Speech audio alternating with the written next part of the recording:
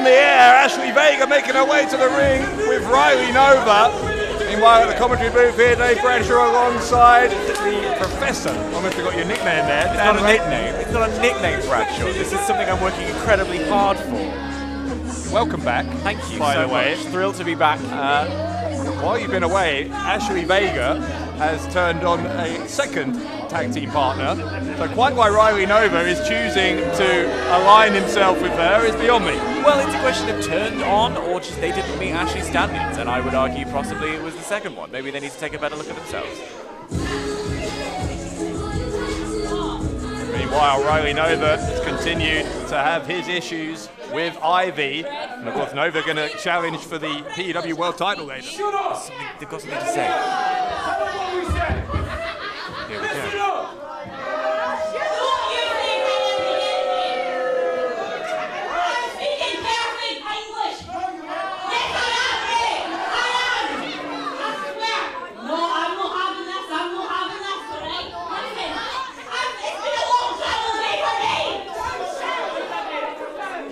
It is true. It's a long way to come from Glasgow.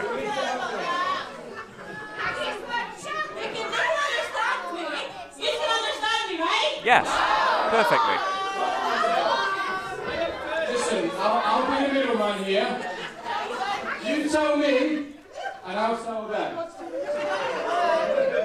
Just this one time, because they can understand you. Yeah, because they're just being liars.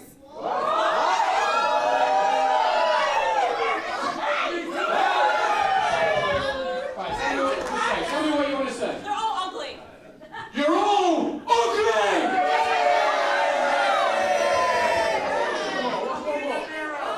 I'm going to beat Ivy right now. Ashley Vega is going to beat Ivy right now!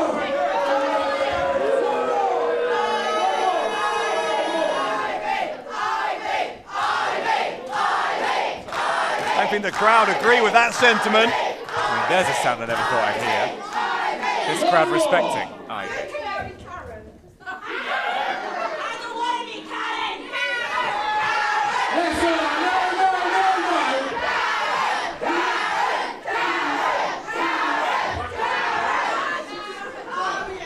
no. One more message to these people, if you can call them that. One more message.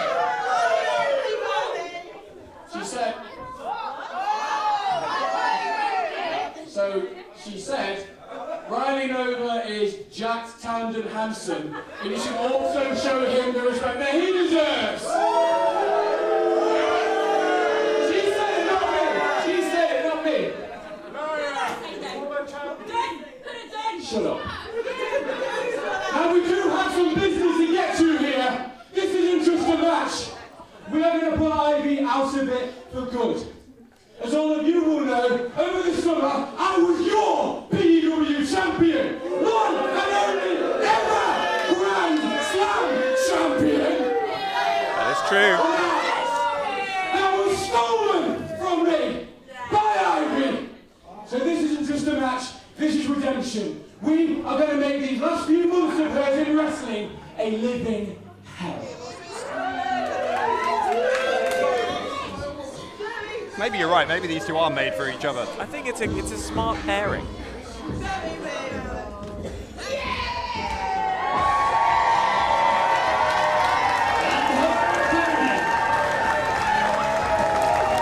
Ladies and gentlemen, make some noise for Ivy! Well, 3 weeks ago, To Be or Not To Be, Ivy lost by disqualification to Ashley Vega after an interference from Riley Nova. Right. Turnabout is fair play, Dave. Thank you, Mr. Music Man. Set it off now. Where's Andy ready? You won't jump on him. Set it off there. Once a Karen, always a Karen, you might say. It's not on the staff anywhere. Jeez. Listen, Ashley Vega, no one knows what you're saying anyway. What's the point of you even picking me? I might as well choose as Lauren's prestige. I cannot believe that.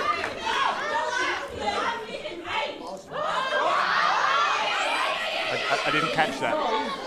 In fairness, it's quite noisy in here. It's a raucous crowd. It's a raucous crowd.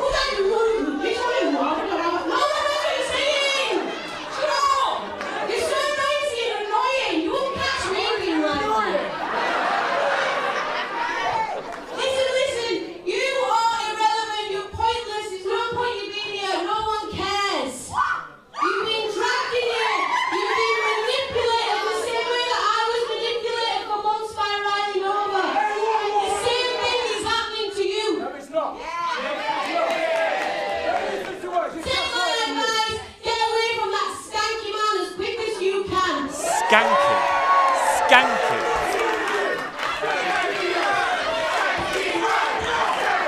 Come on, join in, Dan. No, I shan't. Tan Dan jacked. Tan Dan jacked. That's the actual chant. See?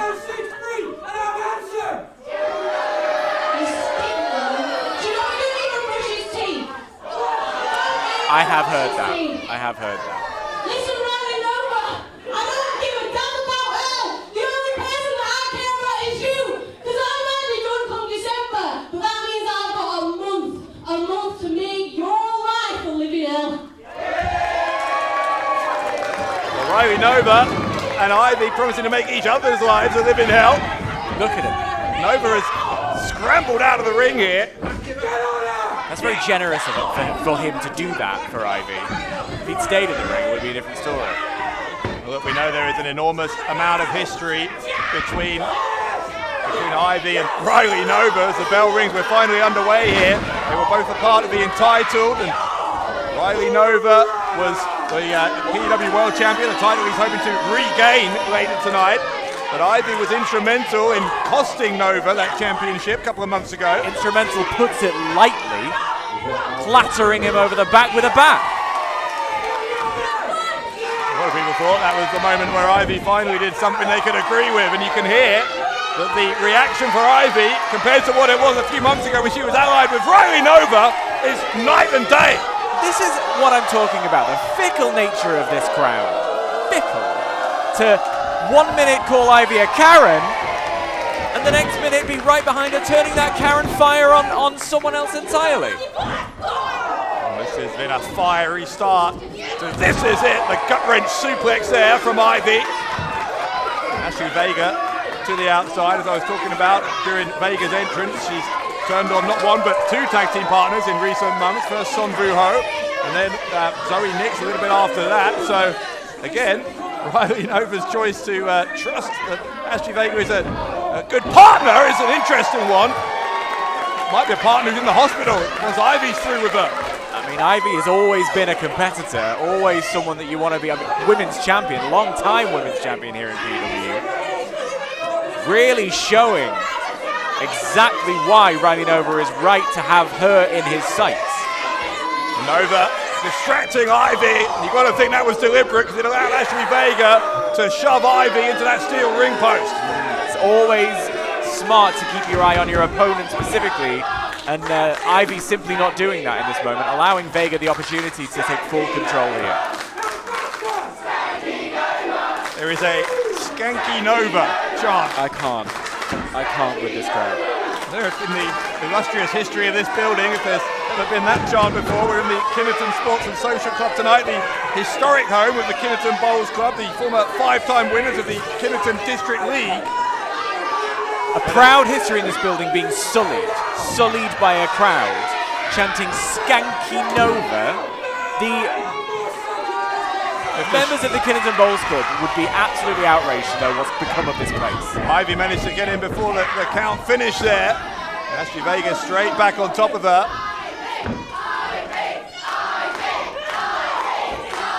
A building that's had such a sporting history, a competition of a different kind. It's a highly aggressive contest, particularly on the part of Scotland's Ashley Vega. Vega going for the cover, and Ivy kicking out at two. It's been full throttle from the off here, Dave, to be completely honest with you. Both competitors bringing an absolute fire to the ring to kick off our night. And the woman who defeated Ivy for the PEW Women's Championship, Harley Hudson, she's in action later on tonight as well. What is Vega doing here?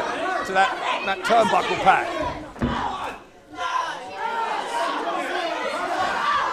Desperately trying to rip it from its fastening there. And hang on. Wait, what was that? And Ashley Vega, I don't know what it was that Nova threw to her. I think it's some tape. She's choking her with it. I think it's some athletic tape. I couldn't see anything there. I have no idea. No, funny how you always go blind at the opportune moment. No, I'm not denying the possibility. It's just it's unlikely. And given from our vantage point, I saw nothing. We should focus on what's happening right now, which is Ashley Vega absolutely dominating Ivy right now. Illegally, by the way, in the corner, an illegal choke. Referee forcing the break before the count of 5. Is there a 5 count? You might as well use it. That's smart ring There's a awareness. 5 count because it's not within the rules. You shouldn't be doing it in the first place. Is the match continuing? Was she disqualified? No. Ergo, the match is still going on. So as far as I'm concerned, within the boundaries of the rules, a pinfall. It might not be continuing for long because Ivy was almost down for the count, got that left shoulder up in time. And Ashley Vega is utterly obsessed with removing this turnbuckle pad. She said there's something wrong with it. Maybe it's throwing her off her game. Nova's past that tape again. Vega once more choking out Ivy. The referee is being sold a bill of goods here by Ashley Vega and Riley Nova.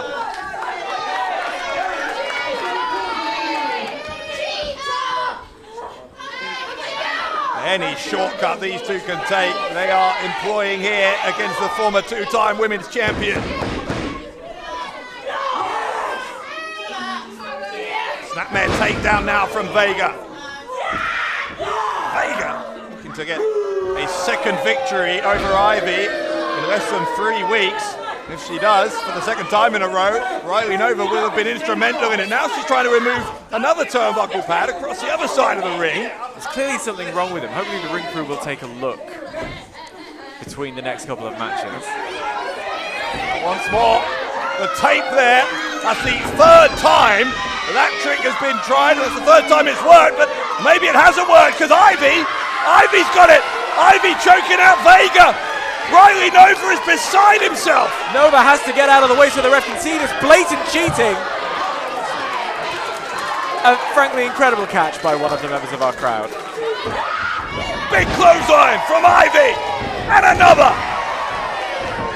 And Ivy looking as fired up as I think we've ever seen her here in PEW. Back elbow into the face of Vega. Ivy going to take a run up. Vega is in big trouble here. Caught in the corner, the elbow right into the jaw. Oh my God, what a knee. What a knee right to the back of the neck. Standing elbow. The cover from Ivy. And Ashley Vega, you've got to say to her credit, got the kick out on 2.5. I'll be honest, that was a fairly arrogant cover from Ivy. Not putting, or after driving the air out of Ashley Vega, not putting all of her body over for the cover was a massive mistake there. That could have been her moment to win this match. Ivy's looking for the poison ivy, that Boston crab, but Vega used her leg strength to push her away there. Ivy kicking Vega down to the canvas. Now Ivy will try once again for the cover. She got the hook on that right leg. Another 2 count for Ivy. I'll tell you what, there is something about Ivy since she left the entitlement, since she left that brainwashed state, as she called it, of being allied with Riley Nova. She's got very little left to lose at this point, so she's throwing everything she has. The backcracker from Ashley Vega. At her career, which will not last much longer at this stage. And the match nearly was over. Left shoulder came up for Ivy. I really thought that might have been it. Ivy has said that she will retire at the end of this year, but that still allows her 1 more month to torment Riley Nova. And what better way than to beat his new ally in Ashley Vega? It's very much his intention, along with Ashley Vega, to make that final month an absolute nightmare for Ivy. And matches like this will do just that. Japanese stranglehold here by Vega. Ivy able to fight her way to her feet. Great escape there from Ivy. Gets that double underhook into the DDT. DDT now going for the cover. It's a kick out on two.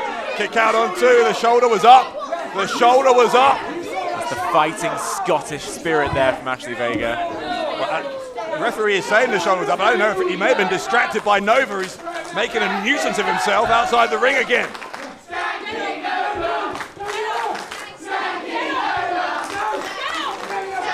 Ivy lining up Vega. What's Nova doing back in the ring? Nova went for the super kick and ended up caught on the top rope. Nova hung upside down. This has backfired horribly for Riley Nova. Trapped. Here comes the poison Ivy. She's got it locked in. Nova trying to grab the hand of Ashley Vega. Technically, this is a rope break. Technically, this is a rope break. The connection between her hands onto that rope. Poison Ivy locked in here, and that'll do it. That'll do it. Ivy defeats Ashley Vega.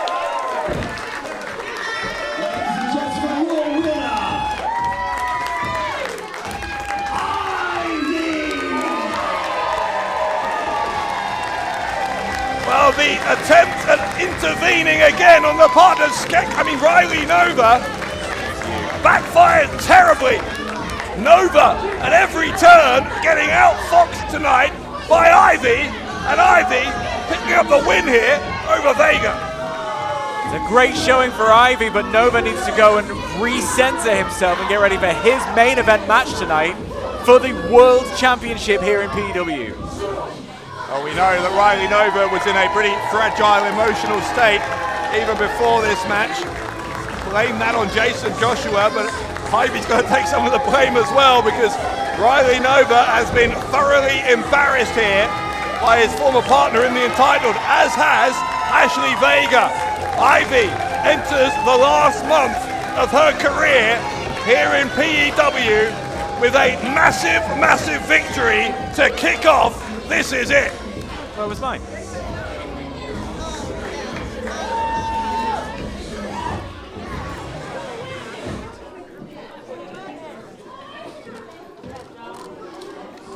Ladies and gentlemen, what a way to kick off PEW tonight. I was so excited to see you all today and debut in a new promotion that I forgot to introduce myself. My name is Zach Ligbert and I'm your ring announcer. Ladies and gentlemen, are you ready for your next match? I know that one was an exciting one, ladies and gentlemen, but I'm going to ask you one more time. Are you ready for your next match? Our next match is a tag team match, and it is scheduled for...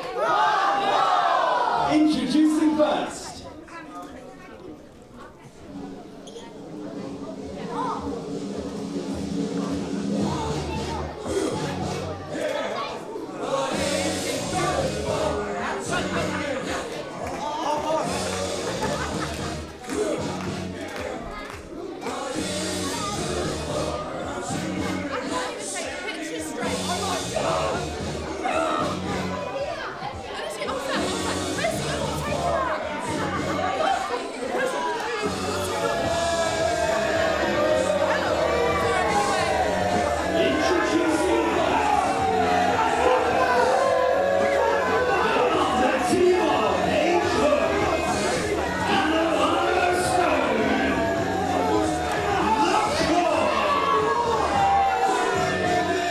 Only 6 weeks ago that the cause seemed to be in crisis. H-Hood though leading by example 3 weeks ago to be or not to be in that 4 versus 4 elimination main event where Hood was the sole survivor, and the cause back on track here in PEW. A humongous victory to be or not to be for the cause.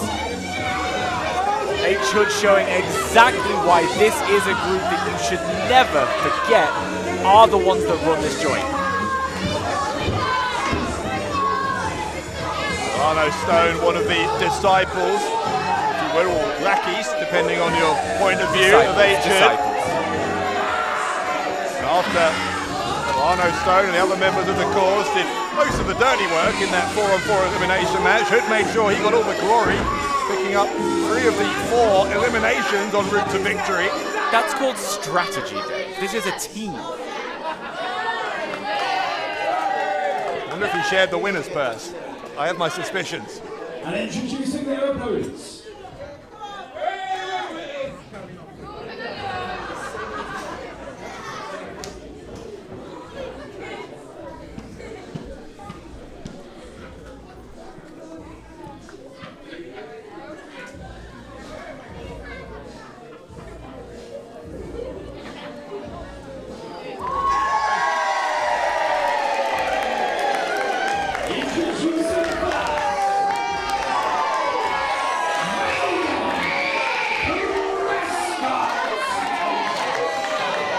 Prescott, another much like Ivy, whose relationship with the PEW fans has, well, let's say it's evolved over time.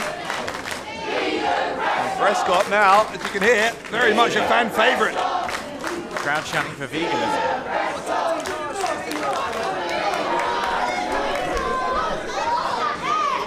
Prescott not coming alone tonight. No, he certainly is not coming alone tonight. Has a tag team partner. Very much looking forward to the match this evening. And here is that tag team partner.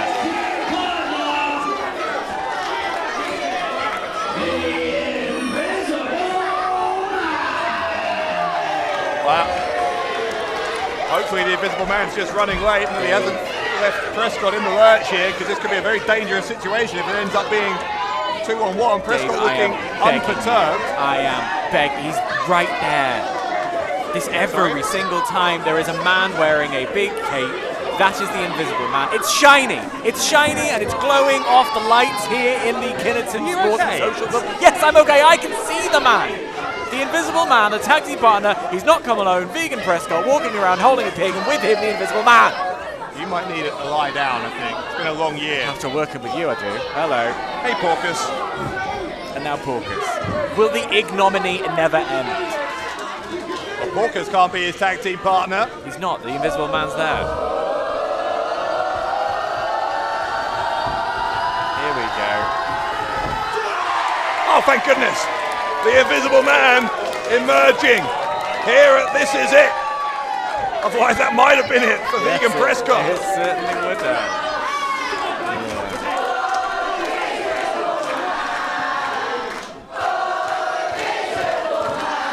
You can hear the relief in the crowd here. Yeah. The Invisible Man has finally been able to show up. Yeah, everyone pretending that this grown man is invisible.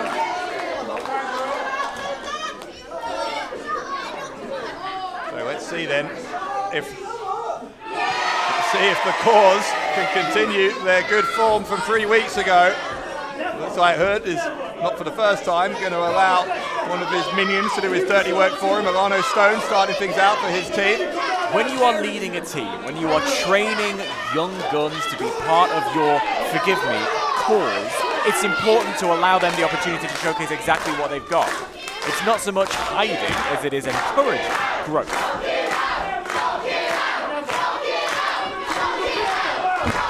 Vegan looking to hit on that. Alano Stone with that big left hand pretty early on here. Or an elbow tie-up between these two.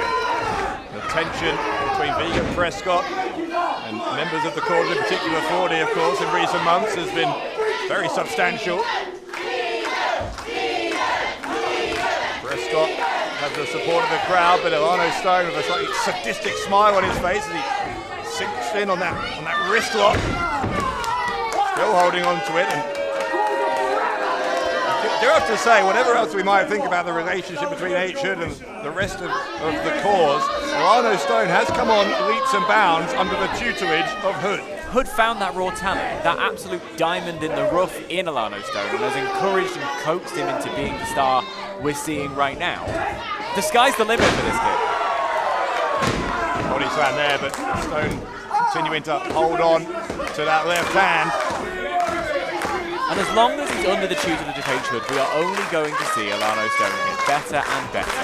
And the evidence is in what we've seen from the Cause over the past few weeks. A renewed sense of direction, a renewed sense of togetherness. Stone trying to remove that shoulder from its joint here for Vegan Prescott. This tag team match is highly anticipated as it is not the kind of match that H-Hood wanted tonight. In fact, he cornered me before the show and was saying that he found it an insult that the Corrs were only the second match on the card here. Absolutely, and I quite agree. I mean, from what I could hear, I did back away rather quickly when he came over. Out of respect, of course. You ran out of the building. No, I mean, I had to go outside quickly to get something from the car, but what he was saying was absolutely on the point. They won the main event of our last event, and yet here they are, opening the show. Second match of the night is not the place that people like the Corrs should be. The Invisible Man, Vegan Prescott, these crowd pleasers. Yeah, absolutely. But the Corrs. H-Hood now going to try and take the fight. The Invisible Man, I don't know if you heard that, Alano Stone turning some of the crowd saying, "Are you all stupid?" Well, it's a good question. It's a good question. Is it a good question? Well, the Invisible Man is a fantastic wrestler, and everyone pretends he walks around like he's not actually here when he's just wearing a little cape. So you've got to question the crowd. You've got to question people like my learned, apparently, colleague. Oh, I would say you've also got to question Alano Stone's wisdom. He seems to be the only one, except the other members of the Corrs, who can't see he's being taken for a ride here by H-Hood. It's all about Hood, the Corrs. The Corrs is to improve Hood's standing in this company. It's nothing to do with the other three. Rising tide lifts all ships. What? It's a phrase. I've not got the words exactly right. I've been too busy focusing on what's going on in the ring game. The leapfrog from the Invisible Man and the hip toss. Hood in trouble. And a drop kick. See, this is what I'm talking about. The Invisible Man is a fantastic competitor. Probably could do with joining the Corrs. Getting away from this Vegan Prescott nonsense. Whoa. Big back body drop there. There was no tag. There was no tag. Alano Stone getting involved. Prescott's going to come and even up the numbers. And yeah, as soon as it's evens, look at them. They scarper to the outside. Taking a breather, regathering themselves is a smart strategy.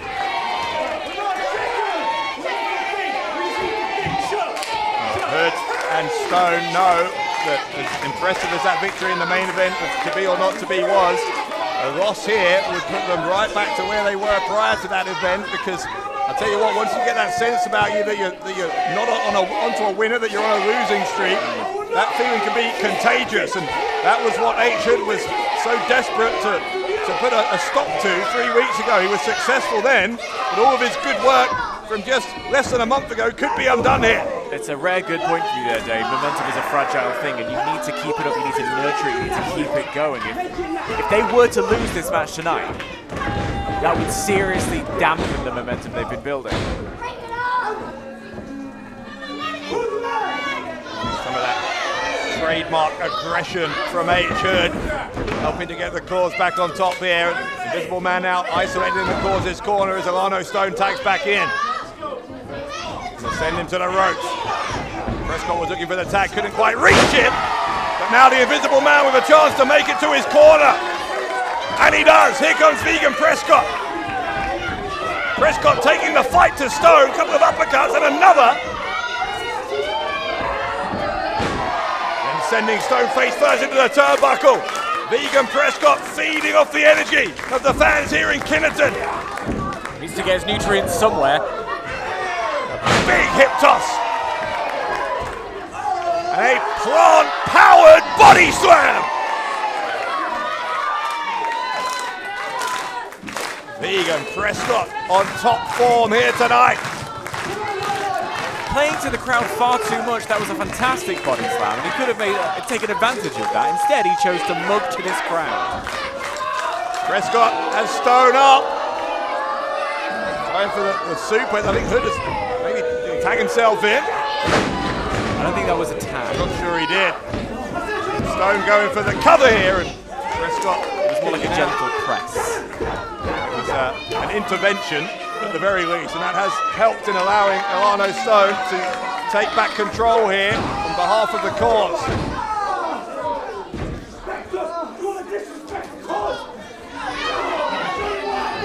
Like a member of a cult is Alano Stone.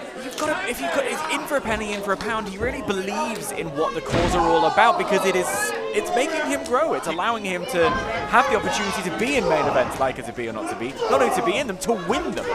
You hear the hatred in his voice there, and he said, how dare the crowd disrespect the cause. It's not just the crowd, it's Prescott, it's the Invisible Man with all of their japes, with all of their silliness. They're disrespecting the ring, they're disrespecting the cause as competitors, and now they're paying the price. Good is doing what he does best, and that's to put a beating on his opponent. Vegan Prescott feeling every one of those stomps.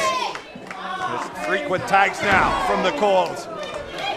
This is starting to become another dominant performance from a group who hope to dominate PEW. And look at the quick tags, look at the way they're diving in and out of the ring between each other. There's a communication without having to speak. I mean, that was just beautiful. And this could be it right here.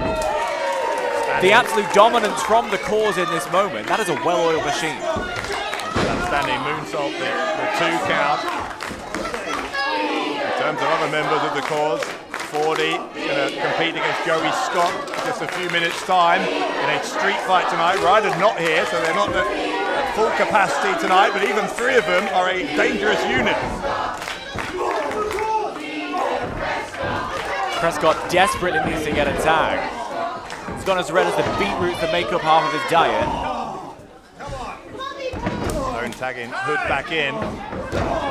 It's been several minutes now of this prolonged barrage from the cause on Vegan Prescott. It's brutal, Dave. It's absolutely brutal. And now this headlock just to drive even more air out of Vegan Prescott, to weaken him, to wear him down. The Invisible Man can do what he likes, trying to rouse him, but it's a long way between that corner of the ring and theirs. You see Prescott trying to power his way towards his tag team partner. The Invisible Man stretching out for the tag, and Ilano Stone distracting the official. The tag was made, for goodness sake. I don't know if that was a tag or if it was a shake of hands or something like that.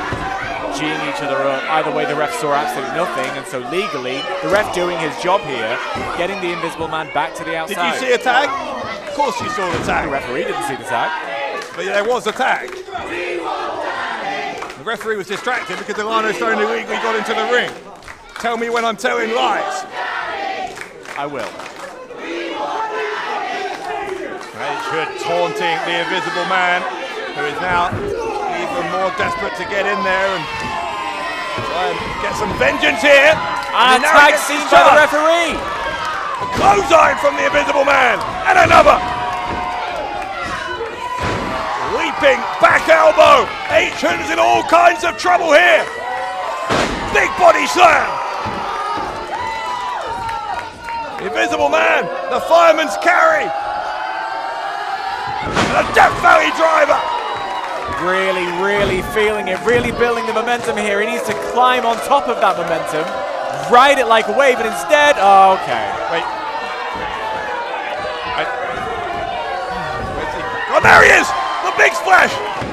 Where did that come from? Where did he come from? And where did Ilano Stone come from? Ilano Stone was recuperating on the outside. If it wasn't for all of that faff and nonsense the Invisible Man was doing, this could have been his victory. Instead, the cause, H-Hood and Ilano Stone back in the driver's seat.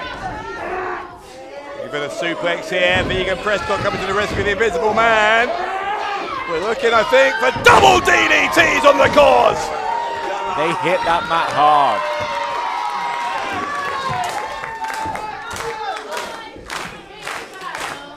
Invisible Man lining up H-Hood.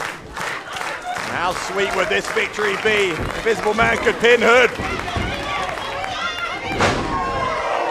Hood got caught there.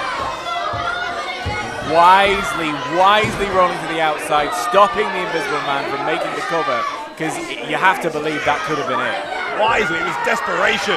It was desperation is what it was. And meanwhile, the kick, the super kick from Ilano Stone right into the face of the Invisible Man. Hood drapes his arm over the Invisible Man who gets that right shoulder up. And we go on here in this tag team match. That super kick nearly sent his teeth to the back of his throat. I am gobsmacked if the Invisible Man managed to kick out. That is absolutely to his credit. Ilano Stone up top. Hood made the tag. Looking for the frog splash. Ooh. Nobody home. And here comes Vegan Prescott. Ilano Stone hit hard. Prescott gonna lift him up. Massive choke slam. The artichoke slam from Vegan Prescott, and the right shoulder comes up. This is absolutely intense. The waiststone crashed to the mat, and the effort of that, what did you call it, the artichoke slam? I thought that was quite good. It was quite good, I hate to admit it. Here comes the tag to Hood. Man, how competitive has this been? Prescott looking to get that gut wrench. Stone escapes out the back, and there's a big boot. Surely that's it. That massive boot of H. Hood into the face. But he's not done. The Hood hammer. The pin, and Stone preventing the Invisible Man from getting in. The Cause pick up another win.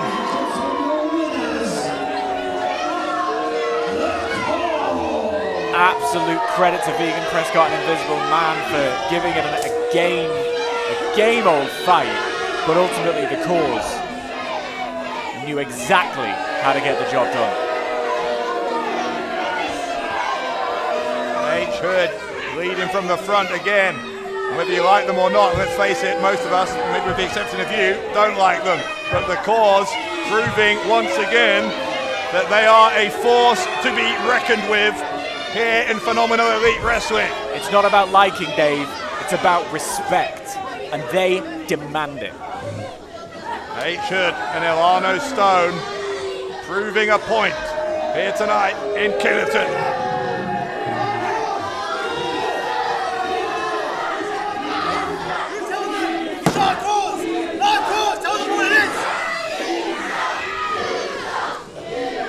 I've been telling you, it's their cause.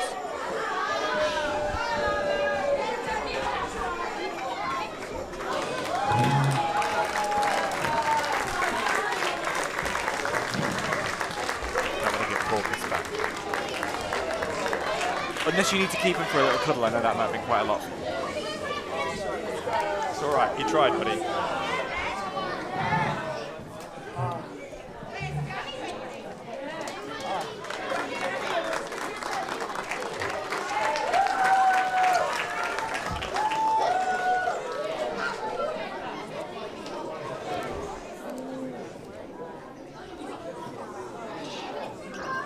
Ladies and gentlemen, tell me what you think of the Cause. I agree. Those guys can still hear you though, so let's hear what you think for the Vegan Prescott and the Invisible Man.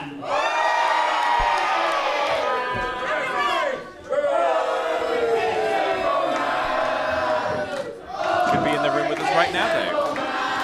What? He could be in the room with us right now, the Invisible Man. He could be. And you would claim to be able to see him. And we're only just getting started, so ladies and gentlemen, are you ready for your next match? Our next match is a singles match, and it is scheduled for... Introducing first.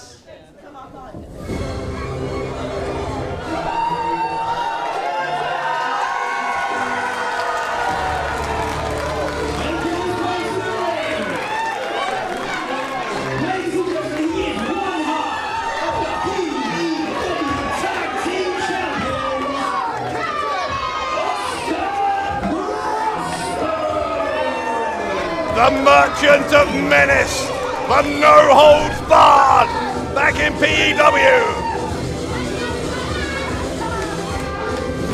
Finally, some culture after what we just had to endure with the Cause. I bring the culture every week, Dave. Thank you for acknowledging that. And Oscar Prospero is here as well, ready to deliver a continuation of his outstanding run lately. One half of the Tag Team Champions.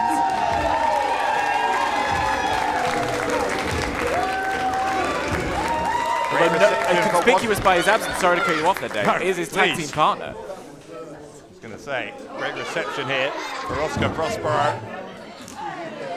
Wow, real man of the people, and yet ghosting someone. I'm not sure the high five was a legitimate greeting in Shakespearean times. Actually, that's incorrect. The 5-act structure of Shakespeare's play comes from the high five. Just because you say something confidently doesn't make it true, you know. Well, I've made it this far, haven't I? Somehow. So you've built your career off it. How's Kineton? How's this side? Kineton? I've learned something new, it's Kineton. After three, say Kineton. 1, 2, 3. Every day is a learning day, and that's exactly what Shakespeare taught us. Kineton? So how's this side? Apparently so, Dave. But I wouldn't trust this crowd to know what their own name was, let alone the name of their location. So maybe we should double check that. It's a beautiful time to be alive. Just you.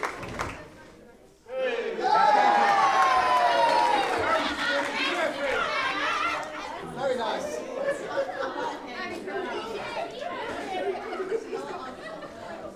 And introducing his opponent.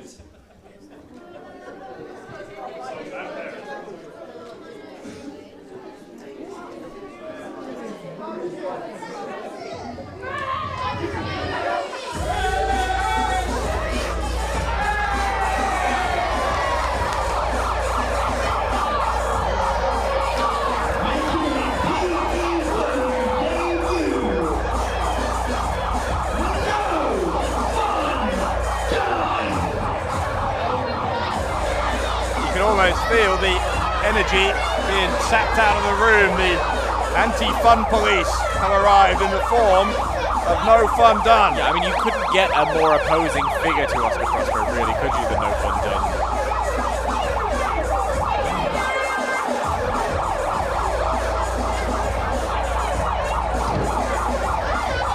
Nice to have a reality check once and again, isn't it?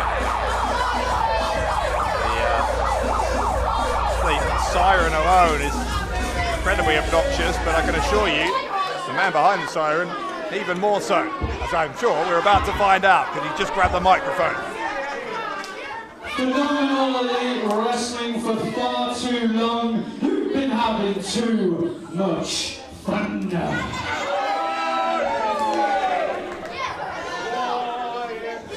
Shut up. I am No Fun Done, and I am here to shut the fun down.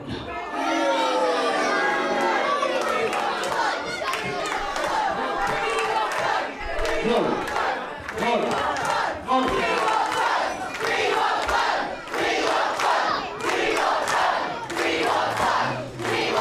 Shut up, Kineton, I'm talking.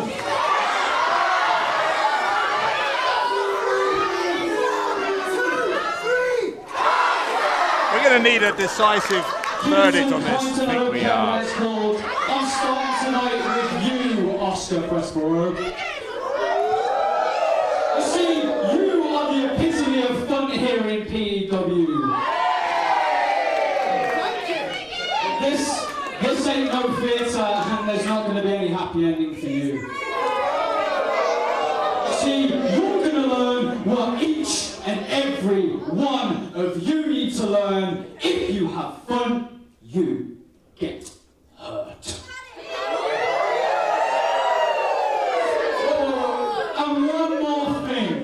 I know that you've been a guest referee, and I don't want any funny business tonight. So you know what? I've got an official. All right, you can leave. Oh. You can leave. Just when you get to pick the official. An official that is going to call this down the middle, fair and square. So let's have him out here now. Who are we going What to is see? this? You don't just decide your own referee. Well, I mean, I suppose it's law enforcement in some form has a say. Oh, for goodness sake. For goodness sake. Introducing the official. I've been asking the same question. I don't know. Hanside apparently delighted at the other half of the PEW Tag Team Champions, Adam Bolt, not here tonight.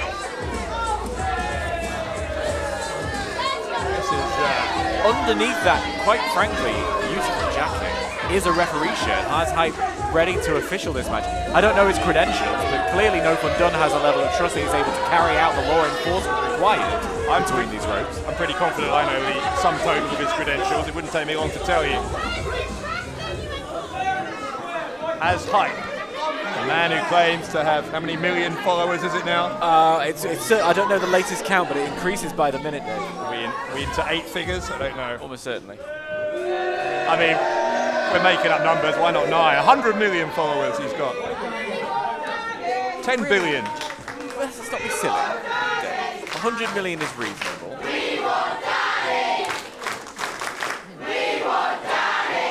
Crowd chanting for Danny. I feel like Prospero would much rather see Adam Bolt walk through these doors. But what they're asking for, I think, which is a perfectly reasonable request, is a qualified referee. Well, he's wearing a shirt. That at least is Is that all it some says? marks.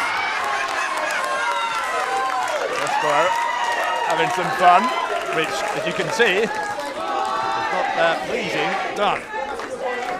This must be an awful time of year for No Fun Done. Yeah. With the Christmas parties and whatnot. Merriment going around, you know. But he's got to be extra vigilant, and that's probably why he's come here to PEW today. Far too much frivolity taking place. I mean, look at that flourish. Oh, Who doesn't like fun?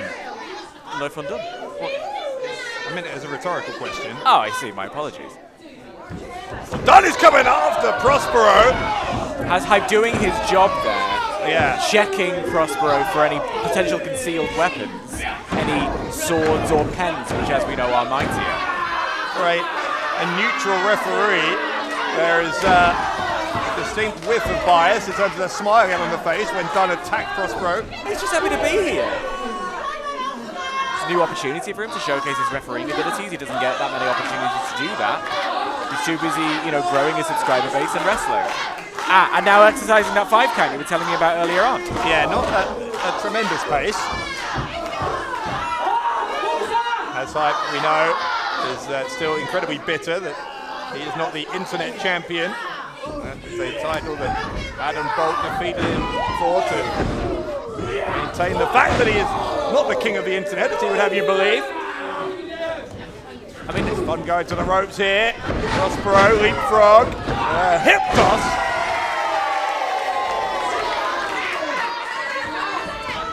Prospero side headlock, but Dunn's going to send him to the ropes. Cartwheel.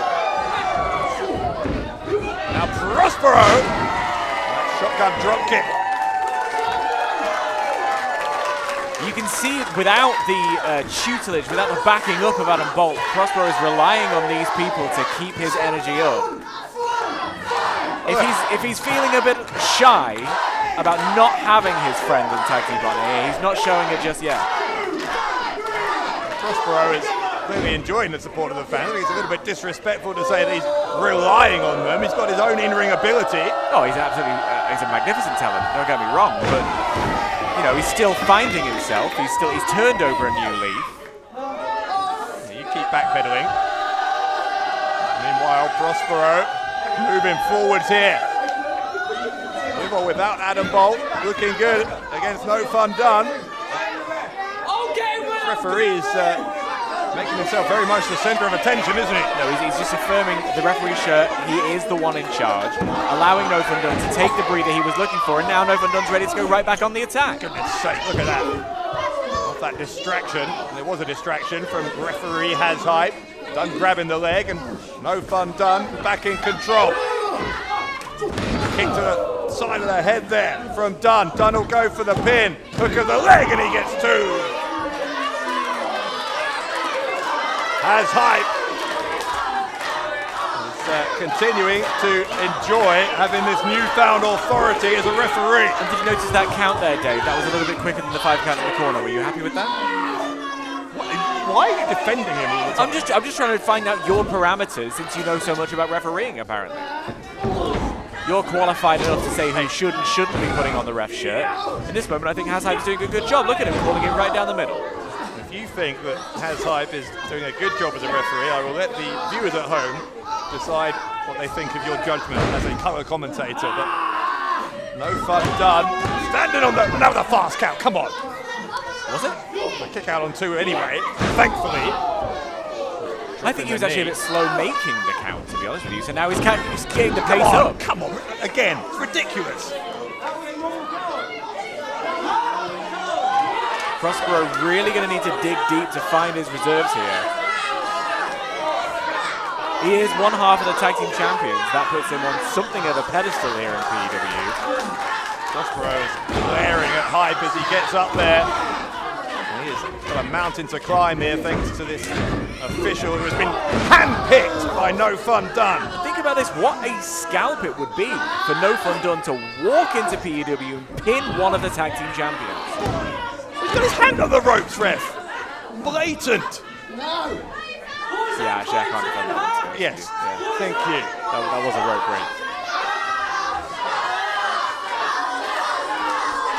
I'll tell you what, No Fun Done doesn't mind when Has Hype's having fun, does he? Well, I'll tell you what, I'll write down that note and I'll let Has Hype know after that ropes are important. He's still developing as a referee. In training school, it's PEW. From Prospero, right The thing hand. about Has Hype's fun is he's not throwing it in anybody's face in the way Prospero does, with the loud clothes and the loud chants that he's trying to encourage from the people hearing Kineton. Oh, Prospero sent to the ropes here. Clothesline from No Fun Done. Done again, goes to the cover. Another fast count, another kick out. And somehow, despite the odds he's got stacked against him here, Prospero is hanging on in there.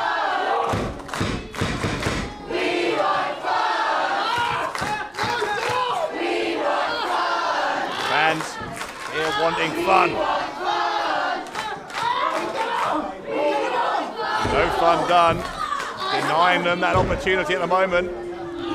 Ably assisted by this accessory to his anti-fun plan, Has Hype. Fantastic move there. The pin, he's not even looking at the shoulders. Which is more important, looking at the shoulders or making sure that the count is being made? Yeah, well, you can count as fast as your body will allow you. Ridiculous. Shameful. A shameful refereeing performance here from Has Hype. Look at him having a conversation with No Fun Done there, saying, make sure you're going easy with this move. I'd say calling it down the middle. It's just that Prospero hasn't been able to get a cover in at the moment, so we've not seen whether or not that is just Has Hype's counting style. Prospero was about to be done according to No Fun Done, but maybe not. Oh, catches him there. Prospero getting himself back into this, and the smile has been wiped off the face of Has Hype.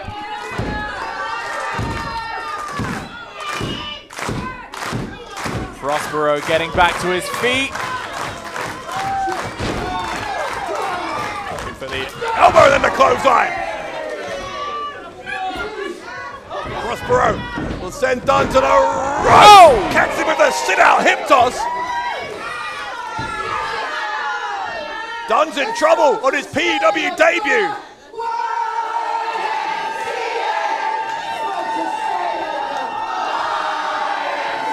A classic Elizabethan anthem there from Prospero. Popularized by Marlowe, in fact. Prospero will go for the pin. Here we go, and the cover, 1, Look at this. 2.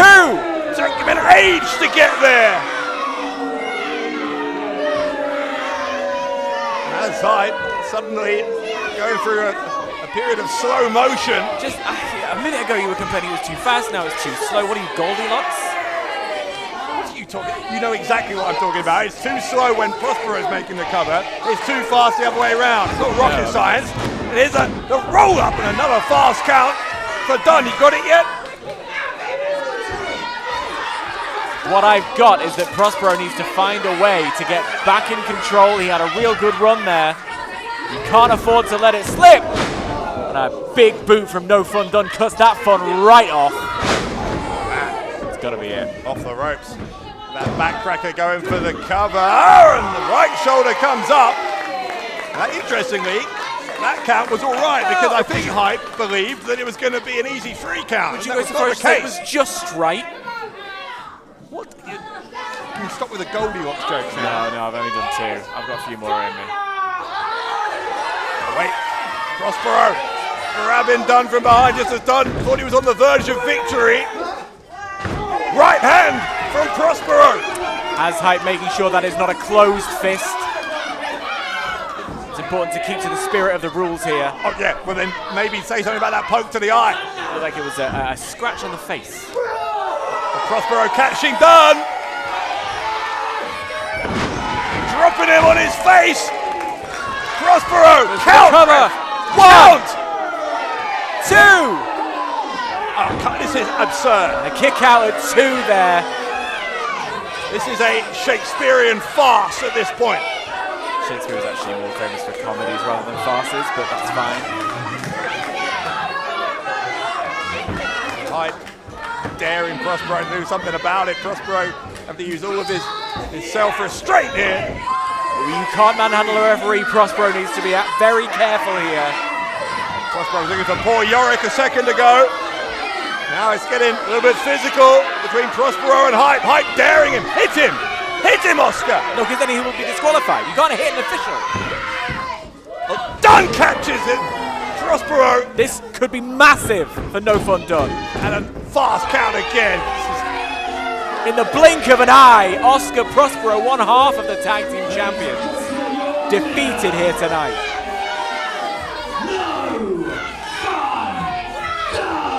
Nonsense. Utterly nonsensical. Well, if No Fun Done's plans were to take all the fun out of the building, he succeeded with the help of Has Hype. No Fun Done with an absolute robbery. Prospero learning that heavy lies the head that wears the crown. Without his tag team partner, now he's just facing off with Has Hype in the ring all alone. Shameful. That was shameful what happened here. Get out. Take your victory and get out. Outrageous. Wait, hang on a second. Hype grabbing Prospero.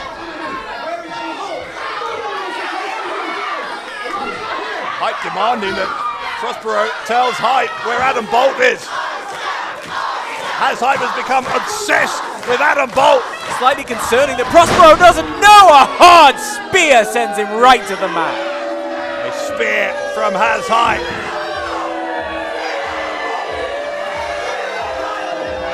Has Hype used the spear to win his match against Edgar Adams last month.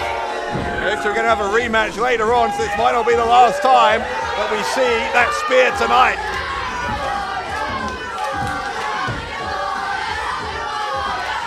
Has Hype, I was about to say, Has Hype's probably lost a couple of million followers, but they're all imaginary in the first place.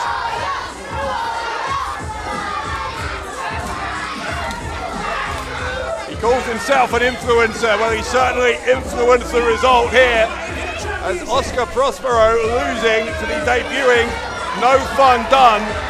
But the man who was the deciding factor was this impromptu referee in Has Hype.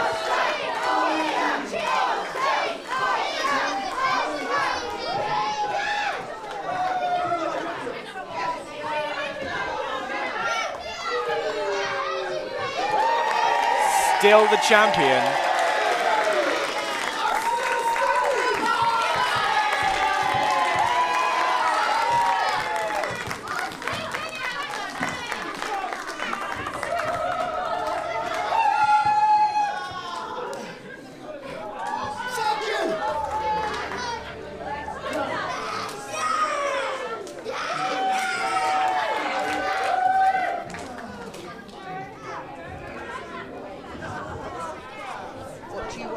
Ladies and gentlemen, here at PEW, you just saw the debut of No Fun Done.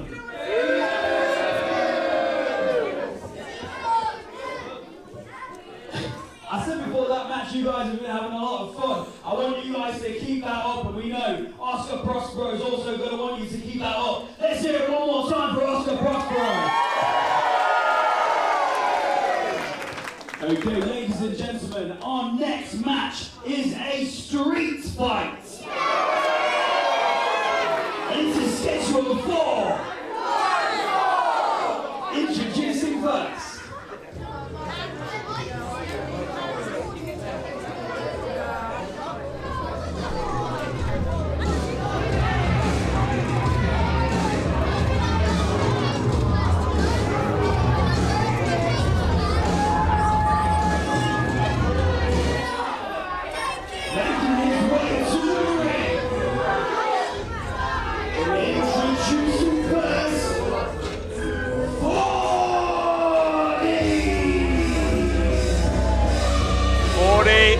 young man who has chosen some questionable company to keep. And he has got himself into a real feud here with hotshot Joey Scott. Scott defeated 40 one-on-one at Toil and Trouble just last month, and immediately after that, a low blow from 40 to Scott, who, as you would imagine, very much took exception to that. They're going to have a rematch here where low blows will be legal. In fact, everything will be legal, Dan, because it is street fight rules here tonight.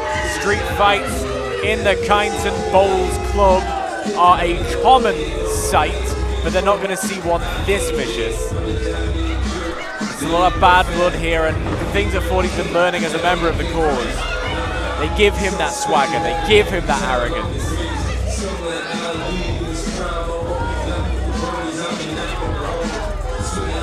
He's standing at 2 meters tall. Great future ahead of him.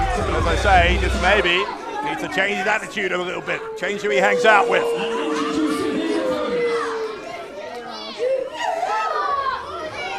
Maybe the man we're about to see can beat some sense into 40.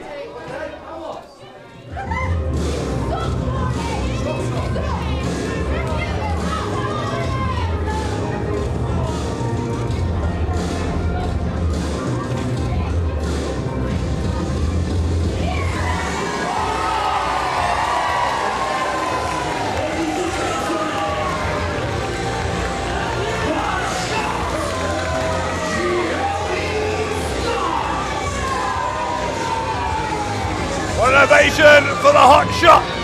He knows he is going into battle here at This Is It. Joey Scott we saw making his return. He helped Jason Joshua to become the PEW World Champion earlier this year. A man who he himself had some differences with, but there is a base level of respect that Joey Scott has for most of the people who he's been involved in wrestling. And in the case of 40, he's his trainer. So for Scott in particular, it has been incredibly painful to see 40 align himself with the likes of H. Hood and the cause. It's the reality that every trainer has to face. At some point, your tutelage is no longer needed. At some point, those that you train are going to fly the nest. And in this case, 40 has found a new cause. He's found a new leader. And that's tough for Joey Scott to take.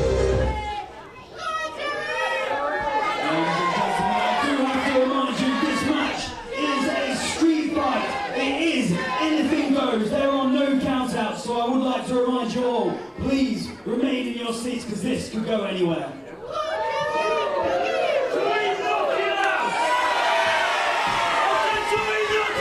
And the warning from our ring announcer is a very apt one because this is a very dangerous environment.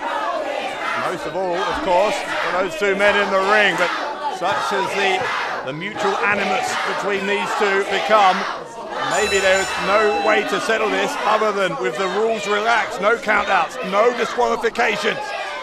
And I'm hoping you've reinforced our table, Dave.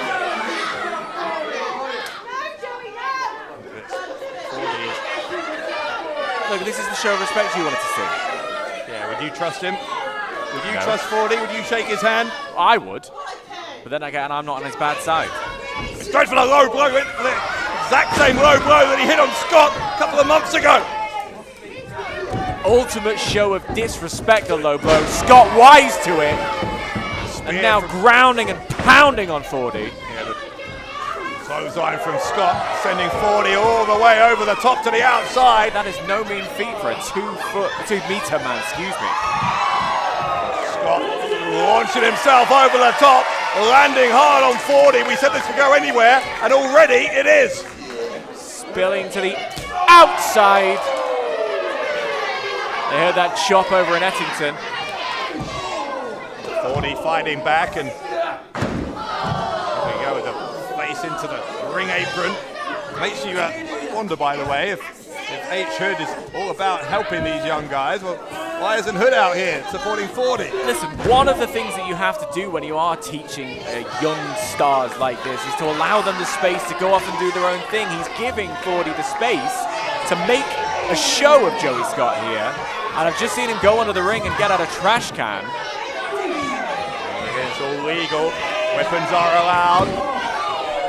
see, just standing in the ring, staying out of the way here, and that's perfectly fine. The rest job here is to count to 3 or ready to the submission. Can't say I blame him. Otherwise, it's all good. Anything goes.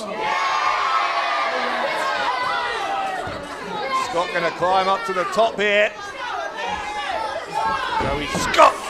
His legs taken away from him. What an awkward-looking landing by Scott, courtesy of 40. Nothing graceful about that, but it didn't need to be. It got the job done. Man, vicious uppercut there. 40 using his height, using that size to get extra power behind the uppercut. Now Joey Scott draped over the middle rope. 40 goes to the outside. A slap across the face, more disrespect to the man who trained him. But it seems to have not got the job done. Turn around, 40. Oh! Fought behind that slap. A lot of frustration, a lot of disappointment into that slap from Scott to 40. Here comes Scott over the top, but 40 had that metal trash can, and he threw it right to the body of Scott as Scott was mid-air. It did not look pleasant, Dave. Now Scott's gone into the metal steps here as well. This is getting dangerous in a hurry, this street fight. Fair warning to the people on the front row. This could spill anywhere, and we're seeing that happen right now. This could be over. This could be over after that collision with the stairs, but Joey Scott still with something in the tank. There's something about a street fight that makes you want to fight that little bit harder to stay in it, where ordinarily that might have put you away. What is this? He's got a couple of, I think those are folding tables. I think those are folding wooden tables. 40 is continuing to look under the ring here. He's found a steel chair. Clearly placed himself a fair few toys to the delight of the crowd here. You think that's delight? You think they're on 40's side? There's a little kid here thrilled to see the release of a steel chair. I don't think it's going to go quite the way he wants it to. I wouldn't describe yourself as a little kid, but there's a ladder. We don't often see a ladder in the PEW ring. It's too mean business. It's going to be a tug of war here for the ladder, and 40 able to force Joey Scott back into the corner. That ladder being thrust into the abdomen of Joey Scott.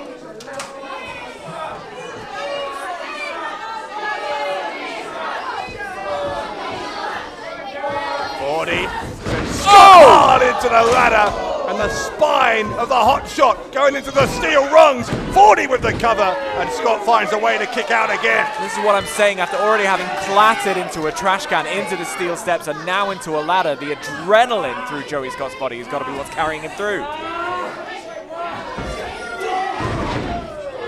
Hard forearm to the back of the head. Scott goes down again. Here's the cover from 40, and once more though, Scott able to kick out, but Scott just having to play defense, just having to keep himself in the match at this point. I'll be honest, it didn't look too much like 40 was bothered that wasn't the 3 count. He's not finished. 40 setting up the ladder. More than happy to dish out a bit more aggression on Joey Scott, but it's Scott right now who seems to have the upper hand, and he's going to use the ladder to his benefit. Scott with a Hurricane Rana takedown on 40. Picture perfect. Scott will send 40 into the ladder. No, he won't. It got reversed, and Scott goes head first again into the steel. There's debris all over this ring. Looking more like a war zone than a wrestling ring. What is 40 doing? 40 is, this isn't a ladder match. There's nothing hanging above the ring. I don't know why he's positioning the ladder in the middle here. Just taking it down, actually, probably for a bit of safety.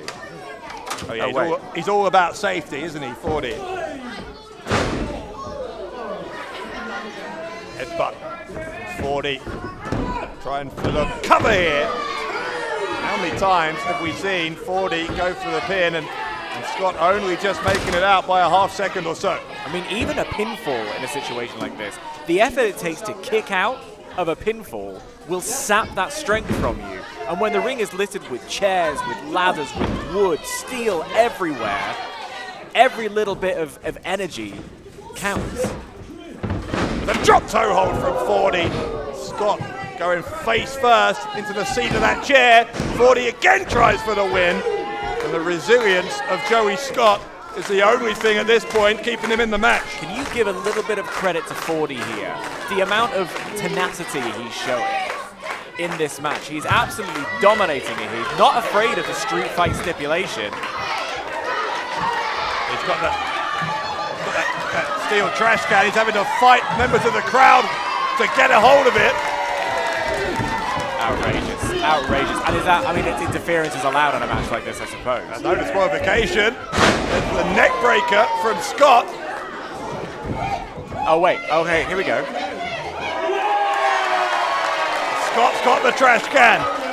This crowd. Maybe he's just stronger than 40. That's why he was able to get it out of their hands. Yeah, that's certainly possible. Shot from 40. Just as Scott was lifting that trash can above his head. Turnabout's fair play. Wait a second. Dude, 40's removing his belt. He's going to choke Scott. He can choke him out here. Referee can't count to 5, can't force the break. 40 can just continue to cinch down, wrap that belt around the throat until Joey Scott passes out.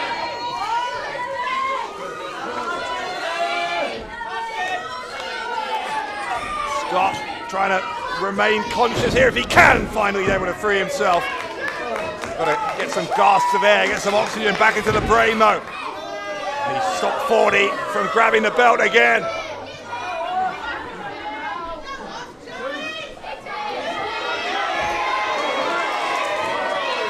Like begging off. This. Joey Scott giving 40 the whipping he deserves.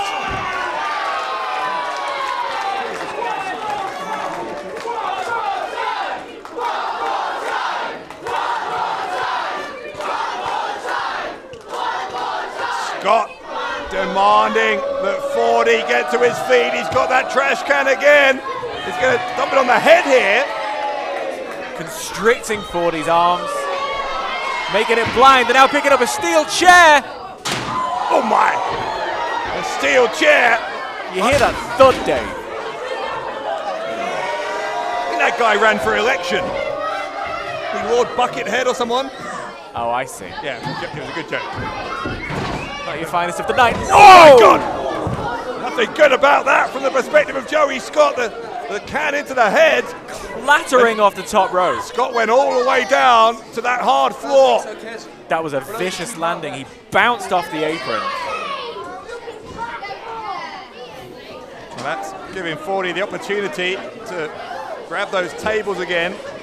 I mean, even just to get his head together, because when you've had a trash can on your head and then suddenly you're clattered with a steel chair, that'll have rung his bell, but now the wherewithal to put this table together doesn't even need the instructions, Dave. 40 having set up the table. Maybe he did need the instructions. Maybe we need those back. Oh, they're right there. You can always go and help, Dave. There's a child in the front row who has the instructions. Yeah, I don't think that's how it... It is not, Dave. But it's up. It really was up. This is not exactly how 40 envisioned this going with this table.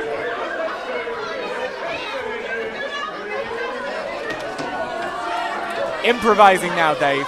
Making the best of a bad situation.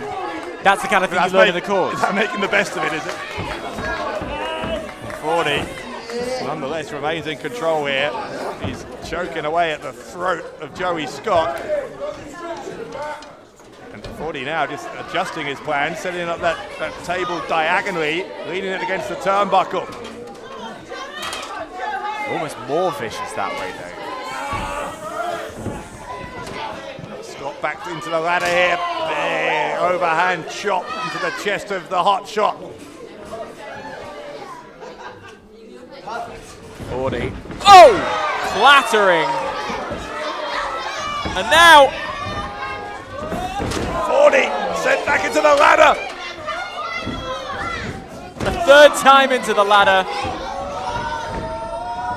And a fourth time. Joey Scott, oh! 40 into the table.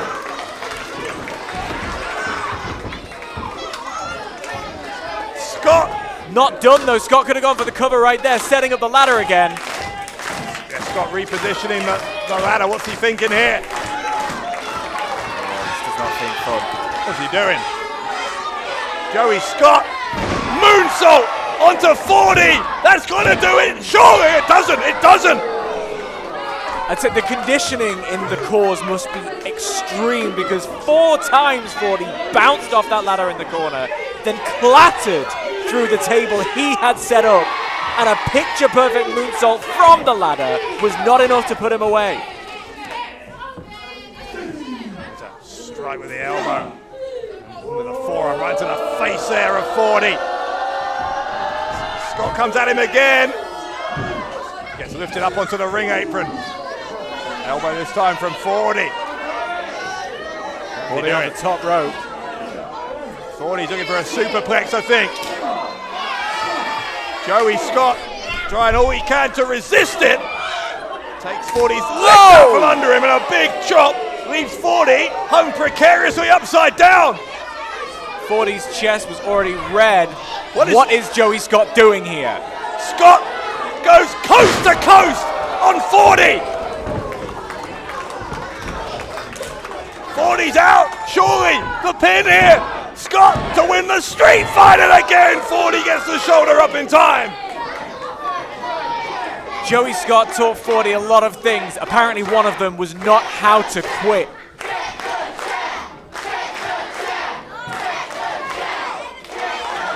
Scott is, I think, deciding to use that other table. Maybe he'll have more success putting it up.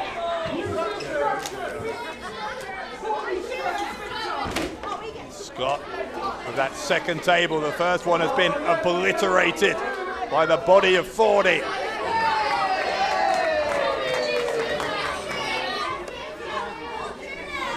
I think Scott is following the instructions. And that's how you do that.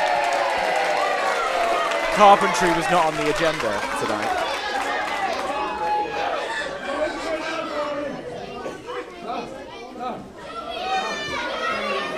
Scott saying, yeah, you heard that. You can see the welts on the back of 40 from when he's being whipped by Joey Scott, clattering into that ladder, being put through a table, and now what has Scott got in his mind? Scott saying to 40, you brought it on yourself. Trying again for the low blow. Scott won't allow it. A low blow is what caused this situation in the first place. Scott's already hit the moonsault off the ladder. Calling for it again. 40 is in a dangerous spot down below Scott, but gets up just in time. Oh! Got the leg hooked. Hung up in the ladder. That leg of Scott hooked under one of the rungs. Scott left hanging upside down. 40 bringing Scott back up. I don't think that's an act of humanitarianism. No, certainly not. I mean, this is a precarious position for them both.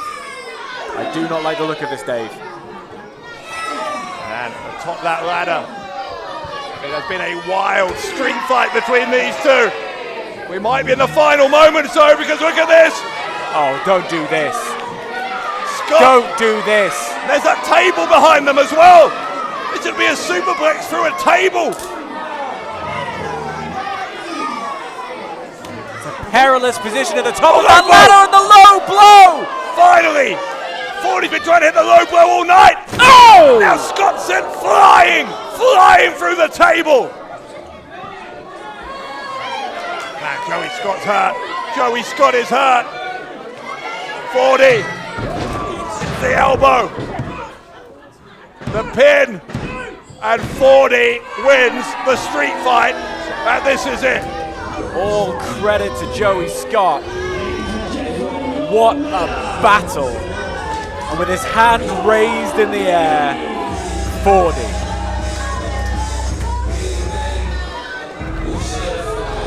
A low blow, and remember, as much as we might not like it, it is legal in the street fight. Moments later, Joey Scott flying that high velocity from great height through that wooden table, and then the elbow drop to put the cherry on the cake. for 40. It has been another good night for the cause as 40 takes down the man who trained him. Joey Scott's barely moved in the ring. What a tumble that was.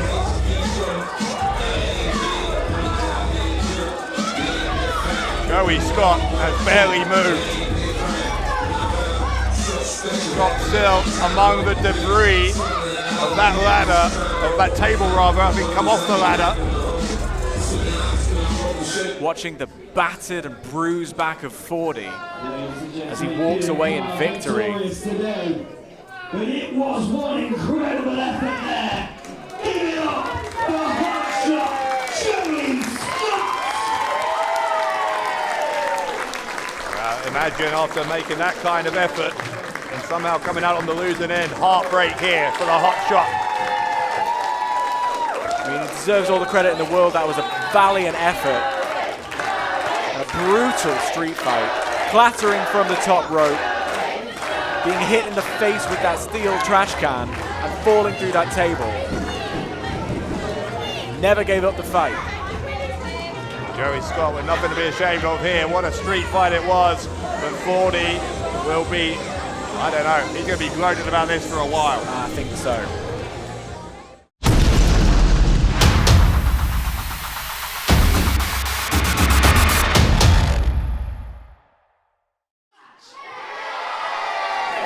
Okay, our next match is a singles match scheduled for... And it is for the PEW Women's Championship.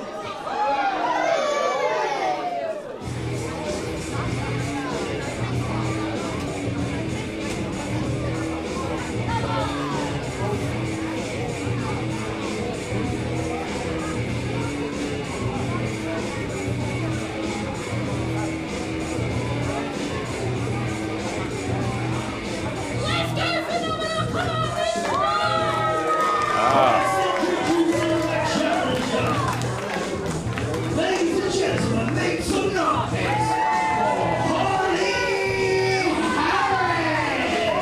Major opportunity here for Harley Harris to ascend to the top of the PEW Women's Division. Harley Harris going to high-five everybody in the building. Trying to get that positive energy. She's going to need it to take on the champion. This is no mean feat, but Harley Harris seems to be in a good mood. Ready to take it. Ready to meet the challenge. These opportunities don't come every day. And introducing her opponent.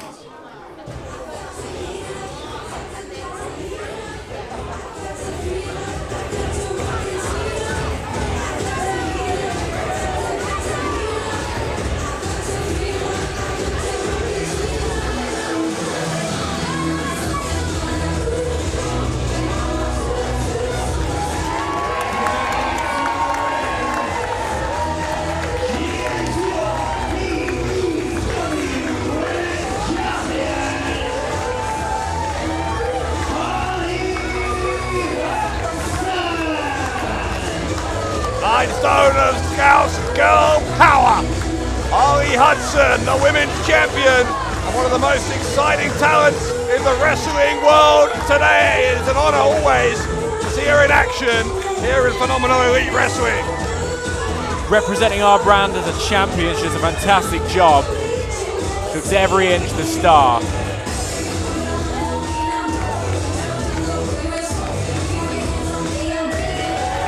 Hudson raising that championship above her head. It is a well-earned title, one that she beat Ivy, perhaps the most decorated champion in PEW history.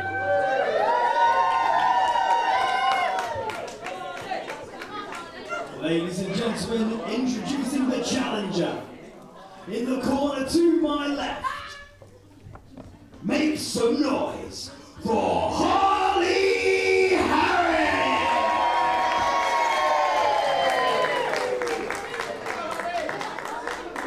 And in the corner to my right, she is your Phenomenal Elite Wrestling Women's Champion, Harley Hudson!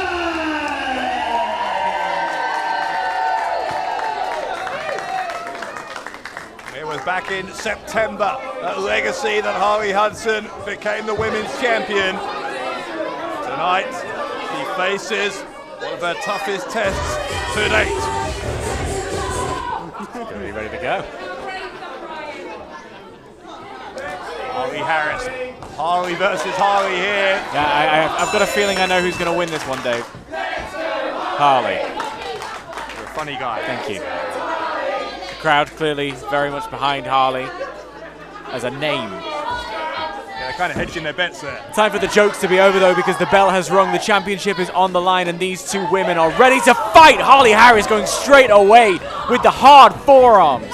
I was enjoying your stand-up routine Thank so much you. as well. But Harris with Hudson backed into the corner here and breaking it before the count of 5.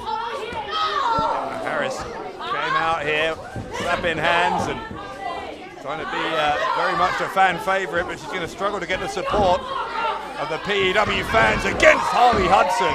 That's the thing, Dave. The bell rings and the championship's on the line. You've got to do what it takes, and Harley Hudson is not someone you take lightly. Hudson dropping the leg here on Harris for the cover. That's kind of case in point. A hard leg drop straight into the cover. There's a reason she's the champion. She knows exactly what she's doing. Ring general. We saw last year signing up with TNA. She's been heavily scouted by some of the top wrestling companies all around the planet. When you talk about the incredible women's wrestling scene here in the UK right now, well, Harley Hudson's one of the first names on your lips when you discuss who's at the top of that division. Right at the top of the wrestling scene in general is Harley Hudson. She's proven it here against Harris.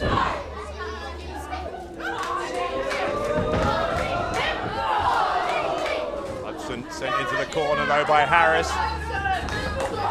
Harris giving it everything here against Hudson. Hudson's in trouble. Gets dropped hard into the ring. I think the back of Hudson's head may have bounced off the canvas there. Much as Hudson is the face of women's wrestling in the UK, she's one of the cornerstones of this industry. You can't count out the breadth and the depth of women's wrestling in this country, and Harris represents just that. Headbutt from Harley Harris. Harris would certainly be making headlines all around the UK and beyond if she could win this women's championship here. No disrespect to Harris, it would be considered something of an upset against Hudson. Well, it certainly would, but sometimes that is the kind of odds that you want in your corner. When it's considered an upset, you can take chances, you can take risks, people don't expect things of you. Low expectations mean high results. It's interesting as well, the change in the demeanour of Harley Harris since that opening bell. They said she came out here all smiles, but there's been a pretty aggressive verbal interaction there, should we call it, with the referee. Physical interaction there of that body slam. 2 count. Hudson staying in this. The high stakes of the match, Dave. I mean, she's got to take these opportunities when they come. Championship match against Harley Hudson doesn't come around every day, so when you get it, the bell rings, time with the aggression. And it's all Harris right now. All those arrogance in that cover. Yeah, that wasn't smart. One thing to be confident, but you've got to take your opponent seriously, especially when it's someone like Hudson, and Hudson there was trying to grab that bottom rope, so that was smart from Harris, taking that right arm away, preventing Hudson from getting to the rope, forcing the rope break.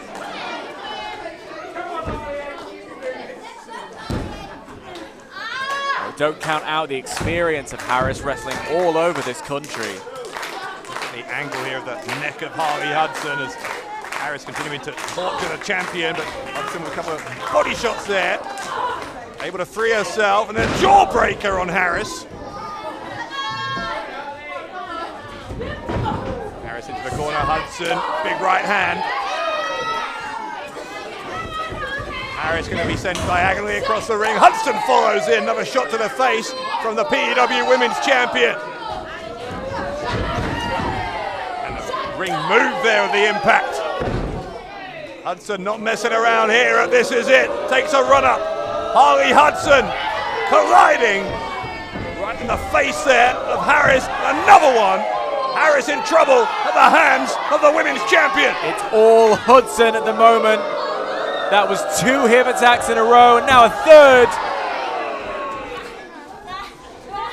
Hudson going to drag Harris back towards the middle of the ring. Harris is going to kick her away. She's got to find the way back to her feet. She's got to get that momentum back. Cut right off with a stiff forearm, and this has got to be it. Strike from Hudson. Harris did well to get the shoulder up before the count of 3. Oh, Hudson with deceptive strength, deceptive power behind those strikes. Hudson up to the second turnbuckle here. Harris doesn't know where the champion is. She's about to find out. Here comes Hudson, got caught in midair. Huge amount of strength from the challenger. Fall away slam. Delivered with authority there. It hooks the leg that was nearest to the bottom rope, again preventing the rope break, but Hudson got out of it the hard way, kicked out.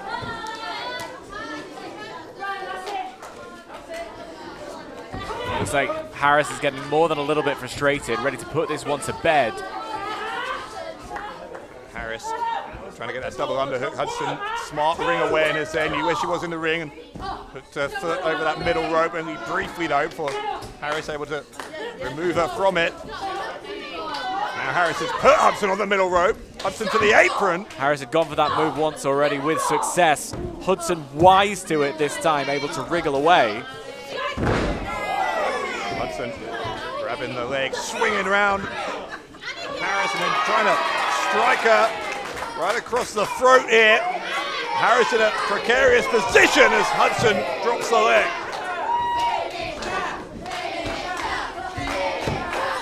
Harris being dragged back away from the ropes. That's because Hudson wants to go for the cover and kick out again from the challenger. Very close to the ropes there. Harris wisely grabbing onto the bottom just to make sure that Hudson couldn't go for another cover attempt. You've got to wonder whether or not Hudson had maybe underestimated her challenger. I think this is far more competitive than she was ready for. The strength of Harley Hudson here. Hudson heard that roar of determination, but ends up with the back of her head hitting the canvas. The cover here, and Harley Harris within less than a second of becoming the women's champion.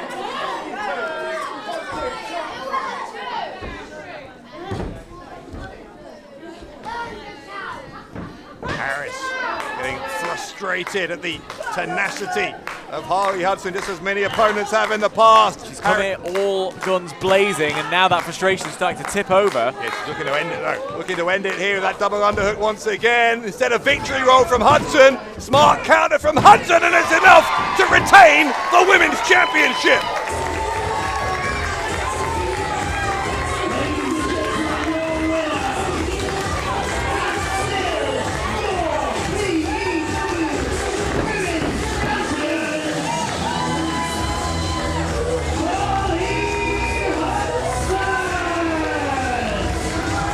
Hudzilla retains the title. We head towards the end of the year.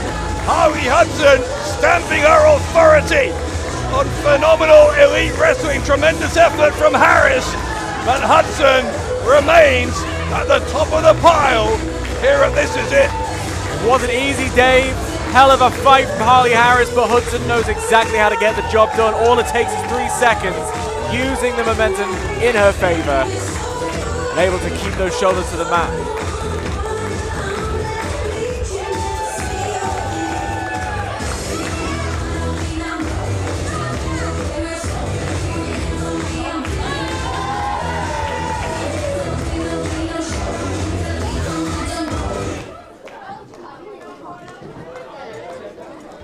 Ladies and gentlemen, are we happy to see Harley Hudson retain today? Okay, ladies and gentlemen, our next match is a singles match, and it is scheduled for... Introducing first.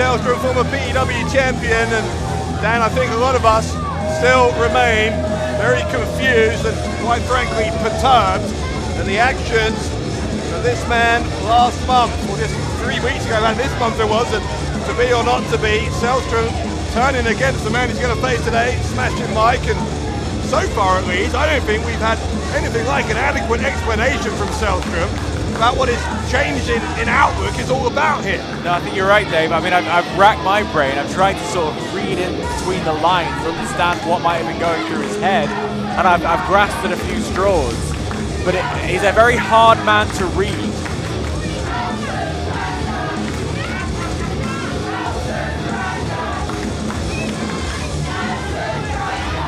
Now Selstrom looking deadly serious. He always does. I was going to say, I didn't mean the pun, but there is an ice cold nature to Jack Selstrom. And a mystique, he's a real enigma is Selstrom, and that's why I think it's very hard to get into his head, very hard to understand exactly why it is he would turn against a partner, he was last month, someone as likable as Smashing Mike. A man sort of beloved by the PEW crowd. I think there's an element of betrayal a lot of people are feeling as well there, Dave. Not fully being able to get their head around these choices, why this has happened. You know, maybe we'll see something in the intensity of this match that kind of gives us a bit more information.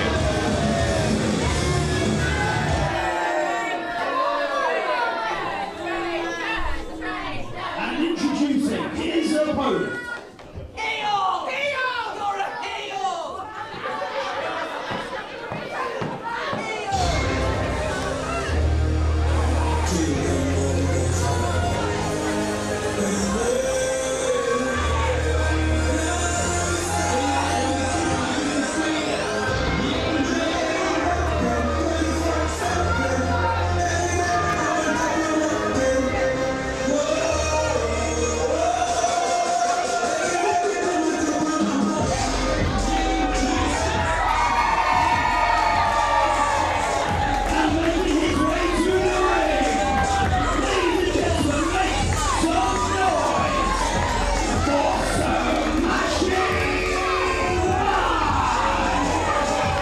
Wow, what a career Smashing Mike has had here in PEW, former internet champion, former tag team champion. But Smashing Mike, I think, quite understandably, took personal exception to the fact that Jack Selstrom inexplicably turned against him just 3 weeks ago. And as I say, we all want an explanation, but none of us more than Smashing Mike, who's going to try and beat an explanation out of Selstrom here. Look at him, he looks like he's ready to go already. The bell hasn't even rung, but he's got his eyes fixed on Selstrom. Mike's usually something of a charming and affable presence here in PEW, but there's been a different air about him today. And now the bell rings, backing Selstrom into the corner. Yeah, there is a seriousness here to Smashing Mike that we're not quite used to seeing. I'm just wondering, as you look at Selstrom, we know that Selstrom was in a team with Smashing Mike against Joseph Connors and Riley Nova in that tag team match 3 weeks ago. And prior to the match, Joseph Connors had some pretty choice words for Jack Selstrom. I wonder whether somehow it just seems like Connors maybe got in their head, struck a nerve with Selstrom. Well, when we've been talking already tonight about what goes on behind the eyes of Selstrom, maybe Joe Connors has a sort of tool to get into his head there. Maybe something he said, triggered something in Selstrom's mind that a change needed to be made. Maybe there was something in Smashing Mike's demeanor in that match that really rubbed him the wrong way. I know Mike tagged himself in a few times, almost trying to control it. Look at the intensity there. Yeah. And Smashing Mike. This is what I'm talking about. There's a difference in Smashing Mike's demeanor. Maybe something in that was not sitting right with Selstrom. Selstrom and Mike are naturally very different personalities, but it seemed like, I thought in the early part of the match 3 weeks ago, that they were getting on pretty well as a team. Clearly, Selstrom disagreed and made his feelings known in a very consequential way that cost him the match.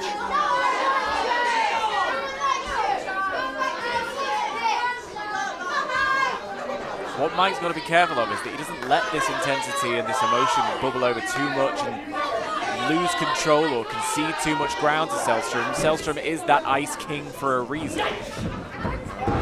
Smashing Mike has always been a very emotional competitor, and in many ways that's been one of his great strengths. But yes, it could be that if that energy is channeled in the wrong way, Sellstrom could exploit that.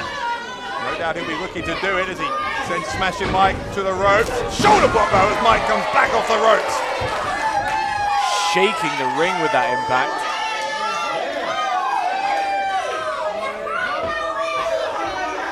Circling each other once more. The impression that Sellstrom is the one maybe, usually ice cold as you said, but in danger of losing his temper here. I don't know if Sellstrom expected this level of intensity from Smashing Mike. I don't think any of us did, to be completely honest with you, Dave. I mean, the clues were there when we arrived today and he was sort of brooding away to himself, but this is not the Mike we're used to seeing. Well, we know he's able to kick it up a gear when he needs to, but yeah, that... Well, this is the question. It's never to do with his talent or his commitment or his willingness, even he's a champion, as you've outlined his accolades. But there's something about the stare in his eyes right now, not even responding to the crowd chanting his name. Yeah, the level of focus, yeah, lack of interaction with the fans is what we're not used to seeing, I think, from Mike. There's that side headlock which he is hanging on to like a pit bull here, Mike. Headlock takedown, whiplash effect on the neck there of Sellstrom. Referee is checking that Sellstrom's shoulders aren't both down on the canvas, which they nearly were for a second there. Now Smashing Mike's going to get sent to the ropes by the former PEW champion. Again though, as Mike comes back off that shoulder block, serving him well, as is that headlock takedown. Squeezing the air out of Sellstrom with this headlock. I mean, we've spoken about what might have changed in the mind of Sellstrom. Clearly whatever it was has triggered a change in the mind of Smashing Mike as well. And from what I'm seeing, you've got to say it's been a change for the better. The fire in him, the focus, as you say, Dave. That betrayal has clearly had an effect on Smashing Mike. It's cleared his mind and given him that additional focus tonight. Sellstrom followed him into the corner. Mike with a snapmare takedown, immediately goes to the ropes, shoulder block, no wasted motion there from Smashing Mike. Very tight arm drag. 2 or 3 times now, Dave, Sellstrom has tried to battle out of this and get the upper hand against Mike, but Mike has been instantly ready to claim the control back. The lightning quick reactions, this is laser sharp focus from Smashing Mike. We say, Keeping Sellstrom grounded at the moment. Revenant trying to get himself up the canvas, which he finally did, but Mike, you can see wrenching that arm, trying to take him down, gets him back down to a knee.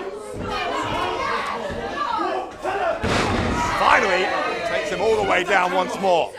Just picking Sellstrom apart here. Just forcing the issue. Smashing Mike, trying to hyperextend that left arm if he can. Sellstrom doing anything he can to try and get out of this, including using illegal holds. Drop kick. It's a high drop kick. Right into the chest of Sellstrom. There's the Mike we know. Celebrating the power, the control he's had over this match so far. He knows he's in control. Going for the game over. Smashing Mike looking for the game over, and a counter from Sellstrom. Once more he tries for that full Nelson position. Sellstrom able to elbow his way free. Sellstrom maybe going to try for the pile driver here, but Smashing Mike changes the position of his body weight, able to get out of it. Meanwhile though, Sellstrom's looking for the Sub-Zero. Going to try and force a submission out of Smashing Mike with a Sub-Zero. Mike was able to use his leg strength. Look at that from Sellstrom as well. What I was saying about Mike being able to get right back into the swing of things. Mike going for a reversal of the Sub-Zero there. Sellstrom able to stay on his feet. And the two of them now staring at each other. This is a grudge match, Dave. Selstrom heading out to the apron where he's taken exception to some of the response he's getting from the fans. There's a pretty strong case that Selstrom has nobody to blame but himself for the way the fans are treating him. But maybe this is all part of it. I mean, we're trying to understand what's going on with Selstrom at the moment. Maybe this level of disrespect, this, like people have forgotten who he is. There was a Grandad Elsa chant coming out. This is one of the finest competitors, certainly this company, but this country has to offer. Part of NXT UK was Selstrom, and definitely regarded as being in that elite tier of athlete on the British wrestling scene. The back lock here from Smashing Mike. Selstrom trying to get his finger into the eye of Mike there.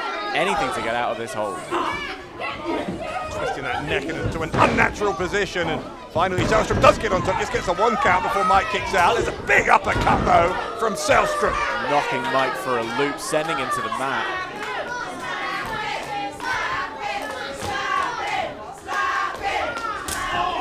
And another strike there from Selstrom. Smashing Mike shaking his head, trying to shake off the cobwebs. Selstrom totally relentless here as he continues this assault on Mike. Mike fighting back, gets him into the corner.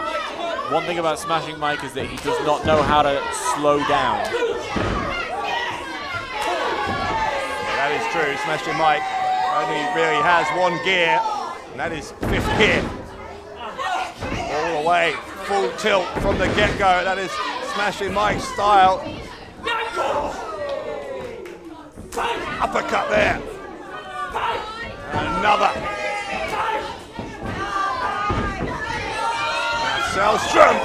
When I think about uppercuts like that, Dave, they make you bite your tongue, they make your jaw and your teeth clatter together, battering in your chest, sending you up. That one into the upper back rather as he gets a 2 count there to Selstrom. It really knocks you for a loop. So, I mean, getting 1, 2, 3, 4 in a row and then a clatter into your back. Frankly, I'm surprised that Mike was able to kick out there. Mike trying to crawl towards the ropes, but Selstrom getting straight back on him. Selstrom just stretching out the face here. A real vicious streak to the Revenant.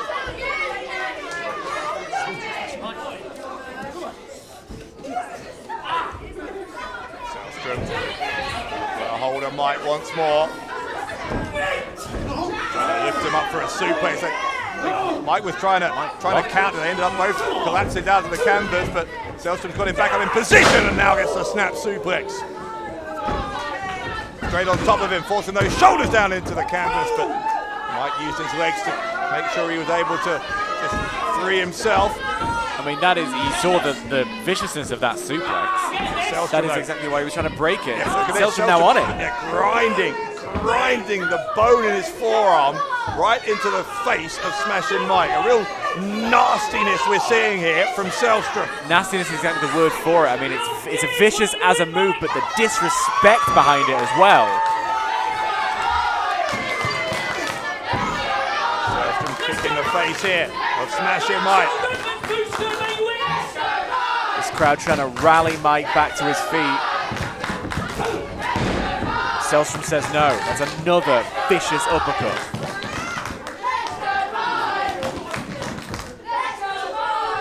Doing here, Selstrom taunting the crowd, daring them to cheer against him. Seems to have found that killer instinct here as Selstrom. Maybe that's a response to the critique from Joseph Connors 3 weeks ago.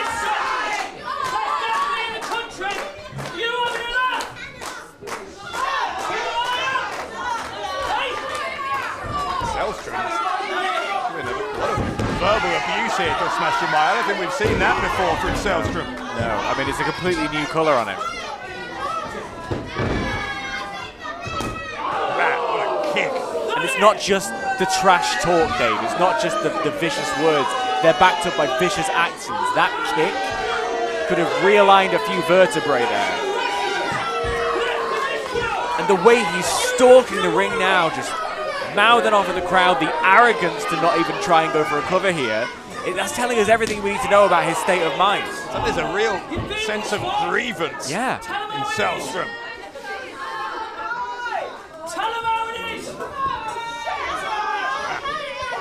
Selstrom just trying to bully Smashing Mike now. Trying to bully the fans as well.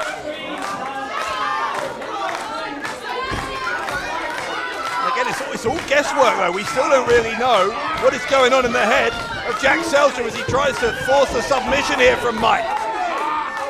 I'm starting to wonder whether or not it's just win at all costs. Be brutal. Maybe that's the only thing going on in his head. It seems to me, certainly, all he wants to do is take Mike out, but Mike's not going to let that happen easily. Body shots from Smashing Mike. He tries to get back into this. Big clubbing blow, that'll help.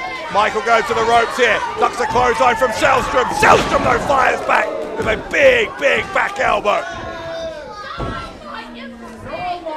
Knocking Mike clean off his feet, pulls him back up, and a hard body slam. Now Selstrom dropping the knee right to the chest. Again trying to force the issue. Once more forcing the forearm into the face. A kick out from Smashing Mike, but Mike has been battered and bruised here at the hands of the Revenant. Dave, I think Mike just keeps kicking out on instinct. I don't know if he's going to be able to last much longer. Certainly to get back to his feet to get into this match. Selstrom is absolutely battering him here.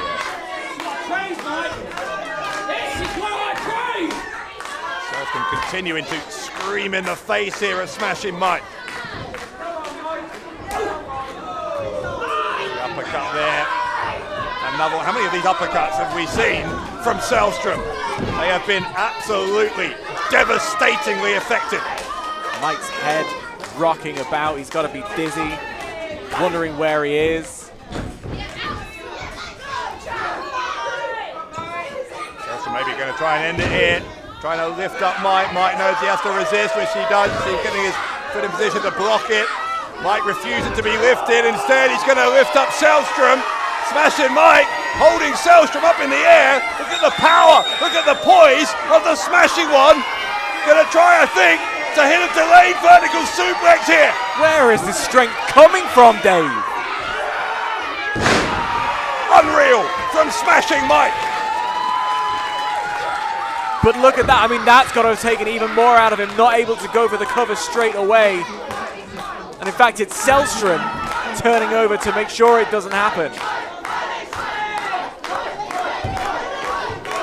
After withstanding that absolute beating, Mike able to find the strength for that delayed vertical suplex. Just goes to show what kind of competitor he is. Can he get back into it? It's Selstrom back to his feet first. Right back on the attack. Selstrom once more going back to the move that has brought him such success here, this uppercut. And then that strike across the back. As Jack Selstrom looking to finally put away Smashing Mike. Wait a second though. Mike shaking the rope, trying to get some energy flowing around his body. He's got to be running on pure adrenaline here, and adrenaline is a hell of a drug. Mike just refusing to go down off these uppercuts now. He's found a new level of determination. Refusing to lose here, Smashing Mike. Another body slam. Inverted atomic drop from the Smashing One. Clothesline with authority.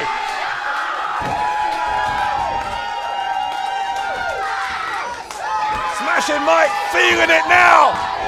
Here he comes. Clothesline in the corner. Quick suplex there. He's going to leave a print of Selstrom's body on the canvas. He's got to capitalize on this. This could be his moment. He can't have much left. This crowd are going wild for Smashing Mike. A Superman punch from Smashing Mike. Is it enough for a superhuman victory? No, the 2 count before the kick out.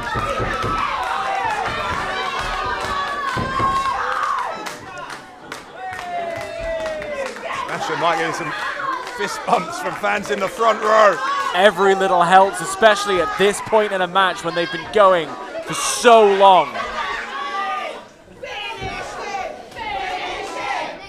Mike is trying again for the game over here. Selstrom says no. That's incredible, smart from Selstrom. Selstrom turning the game over, maybe into the Sub-Zero. If he locks this in, this has got to be it. Instead, Smashing Mike sends him away.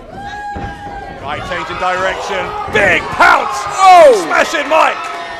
Folding Selstrom up like an accordion. Mike trying for it. Game over on Selstrom. The pin from Smashing Mike. Oh, kick out! A kick out from Selstrom. I'm trying to think if we've ever seen anyone kick out of the game over. Certainly not after a match like this. Wow.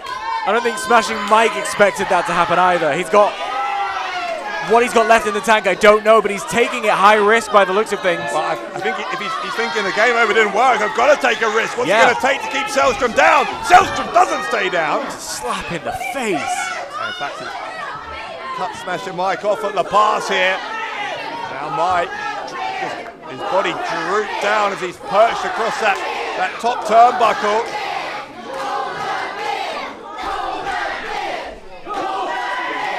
Selstrom trying to lock in a superplex here if he can. Precarious position, Dave.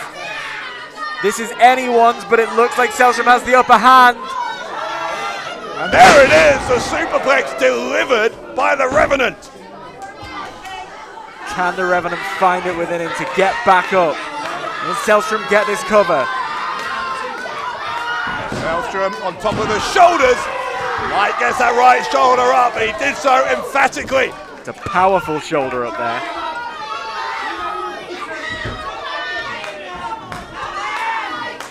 Selstrom and Smashing Mike have totally absorbed this crowd here at This Is It.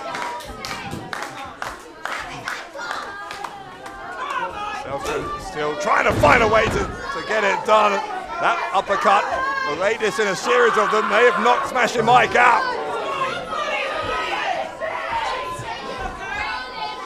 Selstrom looking for the powerbomb, and he gets all of it. Selstrom with the pin. Oh no, Mike kicked out. Mike kicked out. This has been a seesaw, a tug of war kind of a match. I don't think any of us expected Selstrom to kick out of the game over.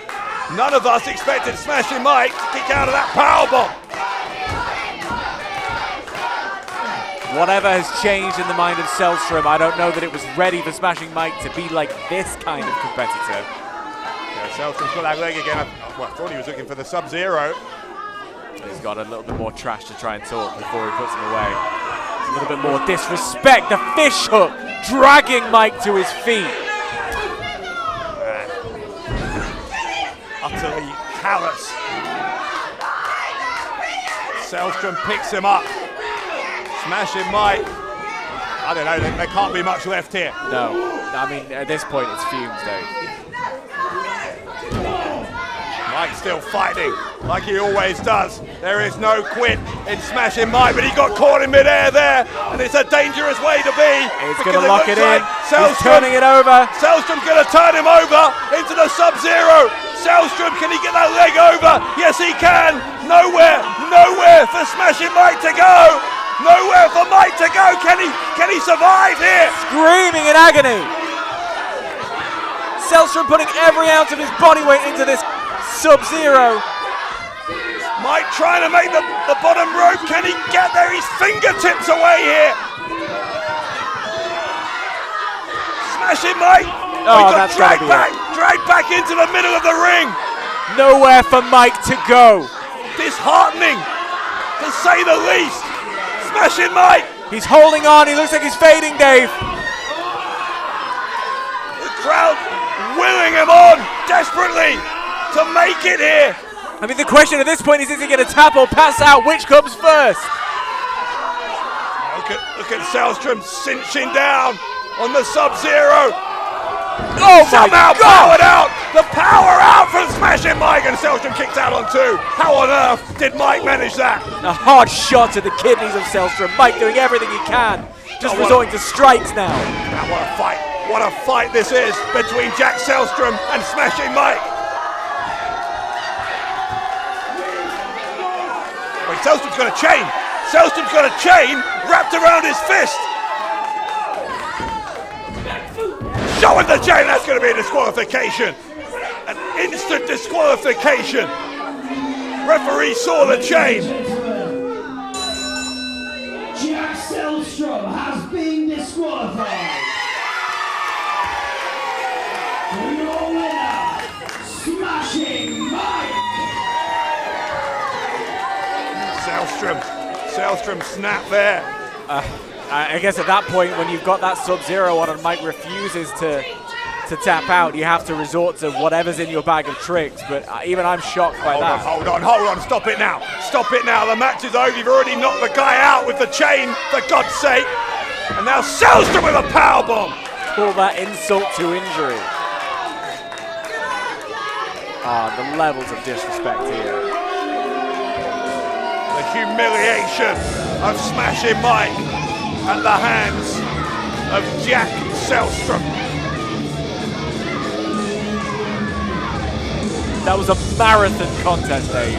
2 men willing to do anything that they could to win this grudge match, to put each other away. And in the end, Selstrom chose to take the easy way out, to use a chain to knock Smashing Mike out and to continue his beatdown. And now, I don't know what Selstrom had to say to Smashing Mike. I don't know if Mike will have heard it. Mike is completely unconscious here.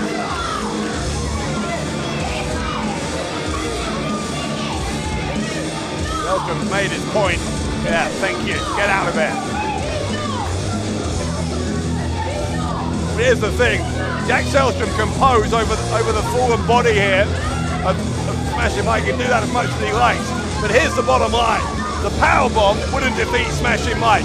Even the Sub-Zero did not defeat Smashing Mike. And to end the match, the only way that he could finally keep Smashing Mike down was to knock him out with a chain. we've learned a lot about Jack Selstrom tonight, Dave. I'd say we've learned even more about Smashing Mike. The resilience, the tenacity, and the fire of Smashing Mike. Whatever's going on in the head of the Revenant remains to be seen. Whether we'll get an answer, I don't know.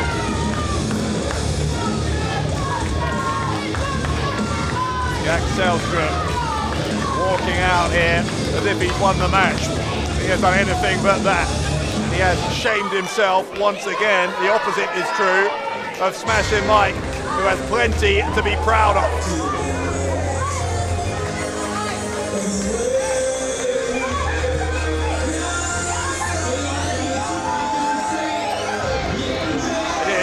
Performances like that, where you somehow bring your teeth and continue through. That is why they love Smashing Mike here in Phenomenal Elite Wrestling.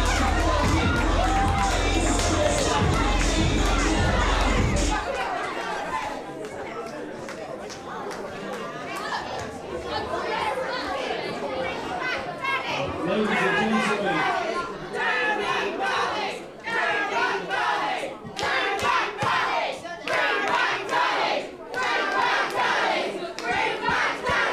Danny got me this job today. I think Danny's great, but I also love Lee.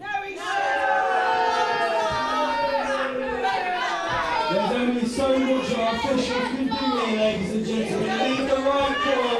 He did make the right call. He called for the disqualification.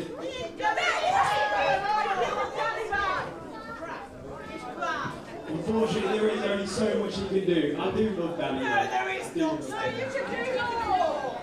But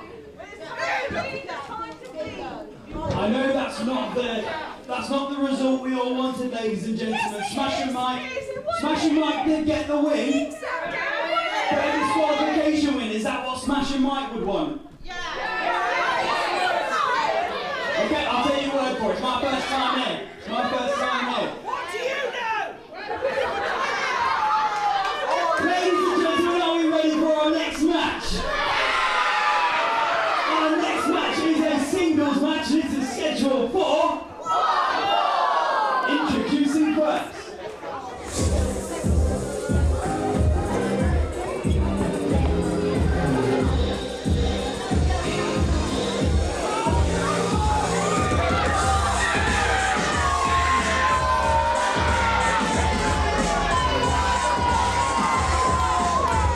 Ladies and gentlemen, introducing first, from Birmingham, via his YouTube channel. He has some nerve. Hype has some nerve coming back out here after that refereeing performance earlier this evening. I would say you should show some respect to people trying to, improve themselves, trying to build many careers at once. He's trying to get his refereeing badges. We saw that earlier tonight, and now he's come out to do his day job, his night job. And what is his day job exactly? Well, I mean, his day job would be connecting with the millions of fans he has across the world, and his night job is performing in front of people just like this here in Kineton. And then on top of that, he wants to become a referee. Give him some credit. You're one of his followers, aren't you? I'm still waiting for the follow back, actually, but I'm sure it'll come.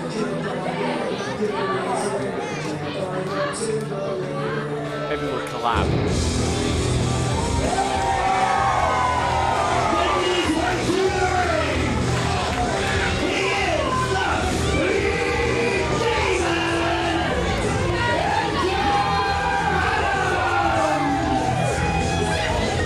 3 weeks ago, Edgar Adams went one-on-one with Hype. Hype picked up the victory via a spear. So it'll be interesting to see what Adams has learned from that previous experience, because I guarantee you he'll have the support of the fans here as he tries to right that wrong and pick up the victory tonight. The very spear we saw earlier on, right? Yeah, the exact same spear that we saw from Hype. Speed demon over here.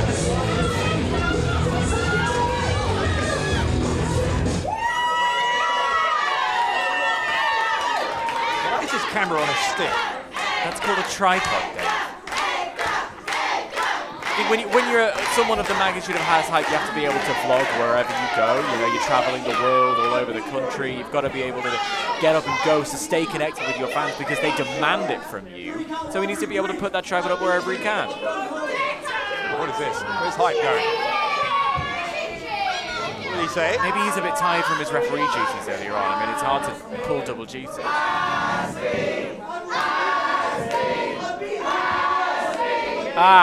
saying that he's beaten Edgar before, so he has no interest in wrestling again. What? I mean, to his point, why bother? When you've won already, move on. No? If he feels that strongly about it, why doesn't he forfeit the match and leave? Well, because that's such a good point. Edgar Adams has seen enough. Adams diving low through the ropes. He's forcing the issue. Hype's going to have this match whether he wants it or not. Looks like he was using a foreign object there, hitting Hype with his own jacket. This fella's wrong. There it is. Adams is up on the shoulders of Hype early on here. Edgar Adams determined to get the win tonight after what happened 3 weeks ago. Something about losing a match, Dave, that doesn't half light a fire under you, especially when you get an opportunity to make good on that, to correct it. Especially when it's against someone as obnoxious as Hype. Here comes Adams off the second rope, crossbody, and he stays on top for the cover, gets the 2. You say obnoxious, I say confident. You're definitely one of his followers. Well, there are 10 million of us.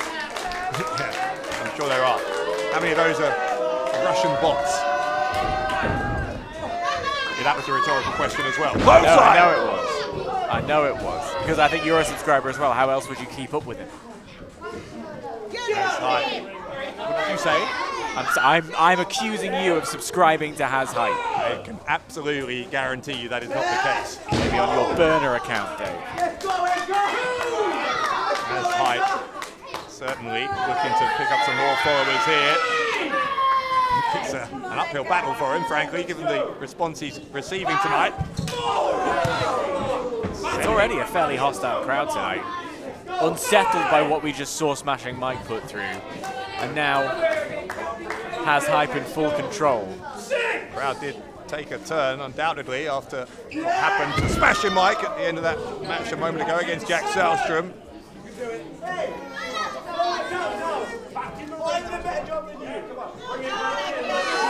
That's Hype talking some trash to the referee.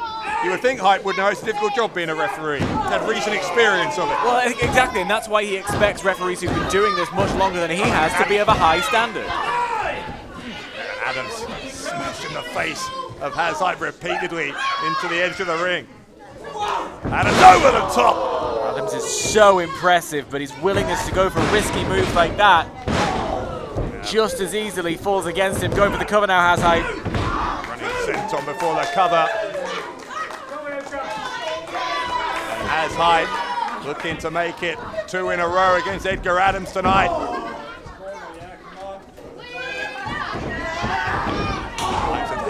Corner follows him in. And the former internet champion who believes the internet title should be his still gets a 2 count there.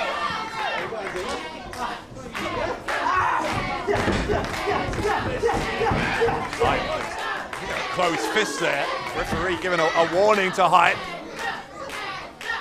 One way to take out someone like Edgar Adams, someone who's got speed, someone who's got agility, is not afraid to go into the air, is to ground him, is to take him to the ground and really hammer away.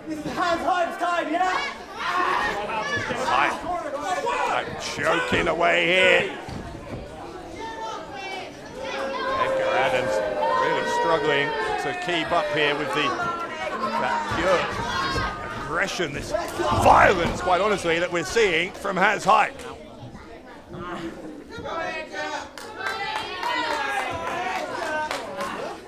Look, we might have some fun about the number of followers that he does or doesn't have, but there is no doubt, as we're seeing here, that Has Hype is a player when it comes to in-ring performance. A 2 count there, and such was the ferocity that snap suplex. I think a lot of opponents wouldn't have kicked out. Oh, exactly that. I mean, not only is he a former internet champion, we've seen him have an injury and fight back from that injury. Has Hype is a brilliant competitor. Whatever you think of his extracurricular activities, what goes on in the ring is a masterclass. It's a masterclass in cheating there. It was a 4.9 before he made the break. But he's got 5, I suppose you're going to tell me. Well, you're the one teaching me the rules, and if you've got 5, you might as well use it, no? Or you could play within the rules in the first place. Rules are made to be broken, Dave. Okay, there we go. There's an insight into the philosophy of Dan Layton. Look, this is a teaching that we learn. You learn the rules of a wrestling match, then you break them to make an impact like we're seeing Has Hype do right now, going for the cover once again. Another cover by Hype and another kick out. That's how you break new ground. That's how you make a name for yourself. It's by challenging the status quo. And Has Hype does just that. Hype, look at him taunting. God, he's so unpleasant, is Has Hype. Imagine the salt in the wound that there will be if Adams were to lose a second time here to a man like Has Hype. Definitely would take a blow to the ego. I'd imagine that knowing he was having this opportunity to come back up, Adams has done an awful lot of work trying to up his game and get one over on Has Hype. In that near leg this time, Hype, number 2 count. Hype's one of those guys though who just feels like everything in the world should go his way, that the whole world should fall at his feet. So when he finds that things aren't going his way, when he finds an opponent like Adams is continuously kicking out of his pin attempts, you've got to wonder how long it is till Hype's ego gets a little bit of a dent in it.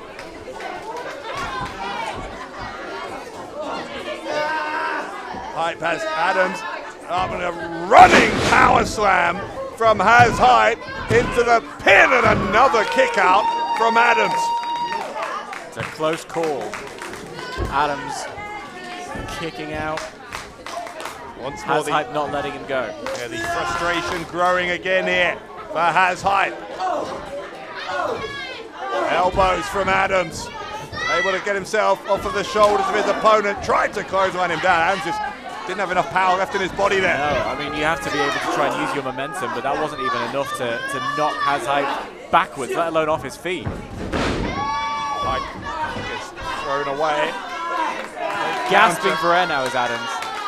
Yeah, Looking to get momentum, looking to get a hard kick to the face. Adams sweeping the leg away here. Got some pain in his lower back, but he's fighting through it. The drop kick right into the heart of Hazhype. Here comes Adams. Adams over the ropes, hits the senton. Is this the moment? Edgar Adams, can he do it here? Oh! A twisting corkscrew moonsault from that standing position gets him a 2.9. Can't take it away from him, he's incredibly impressive.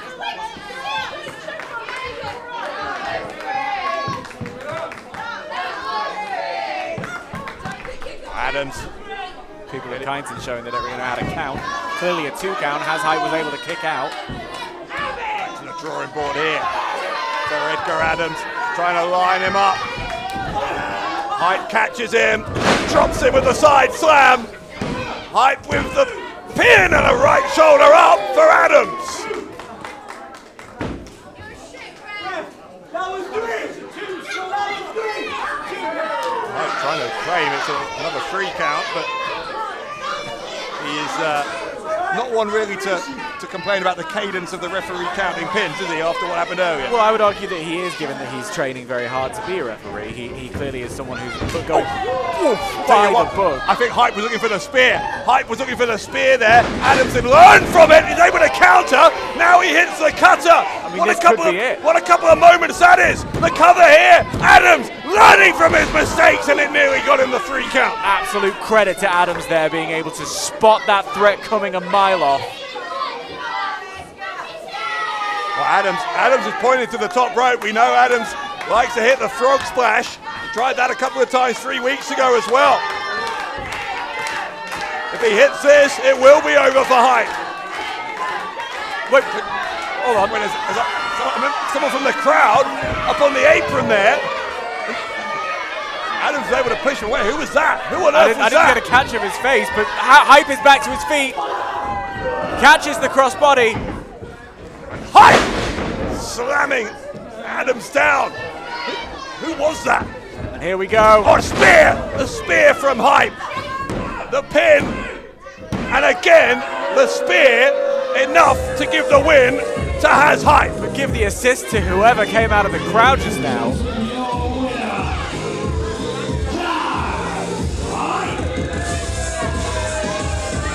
Boy, you had to believe that Adams had him there. Climbing to the top rope, ready to hit his high-risk maneuver, but we're now seeing this person slide into the ring. Oh my God, look who it is. It's Tyler Adams. Tyler Adams back in PEW. What's this about? It's about making a statement, I guess. Adams, double under. Why is Tyler Adams back in PEW and why is he helping Hazhype? Do you have an answer for this, Haz? Can we get a second of your time?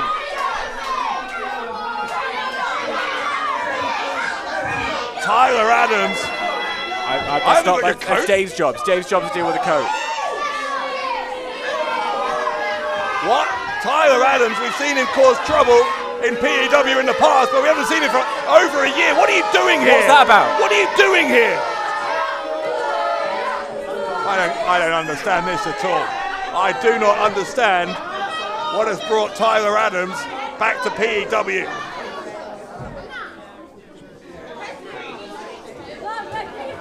Valiant effort from the other Adams. Edgar Adams has been left absolutely broken here. And after taking several slams, that hard spear from Hazhype and then that battering by Tyler Adams.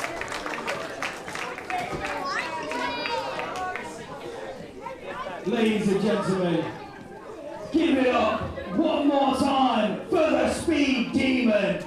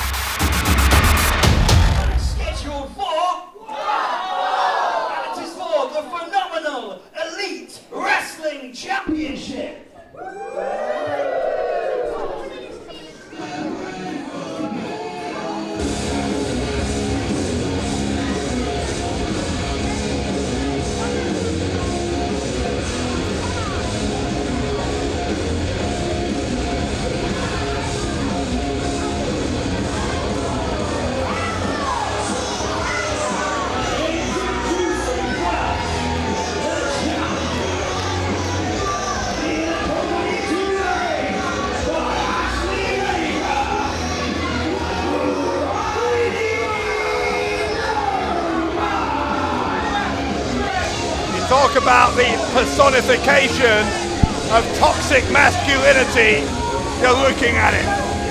Riley Nova, as he calls himself, the never pale alpha male, but his insistence, Dan, on being an alpha male comes at what emotional cost? I think Riley Nova has become obsessed with Jason Joshua.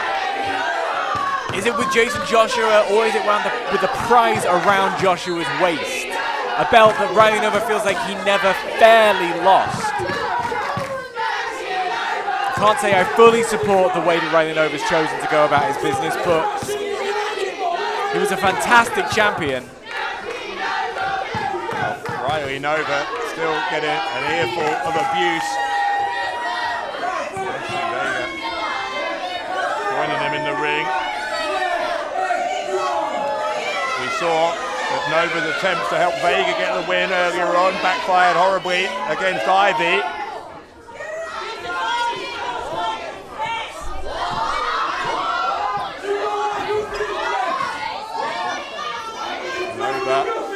Still continuing to jaw jack with the fans here.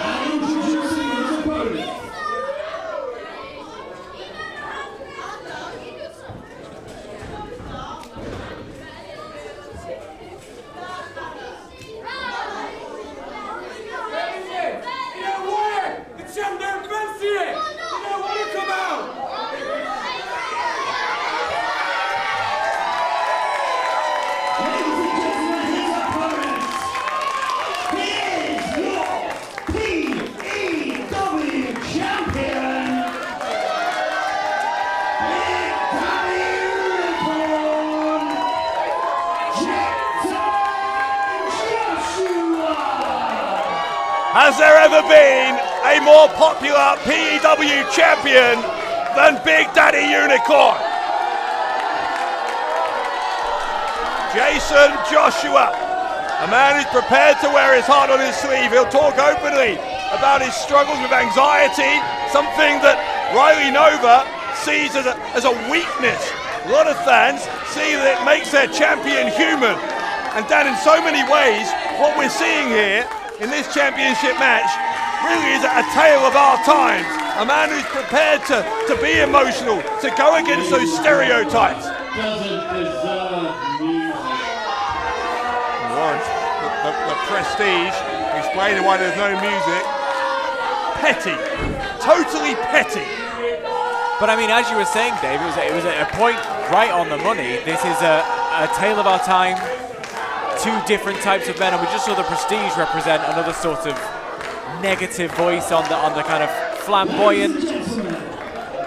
In the corner to my right, he is your PEW champion,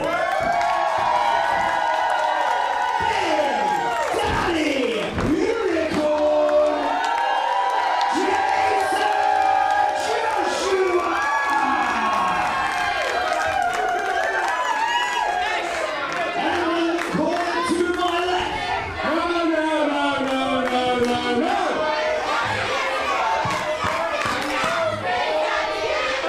The music's not working. I wish the microphone wasn't working.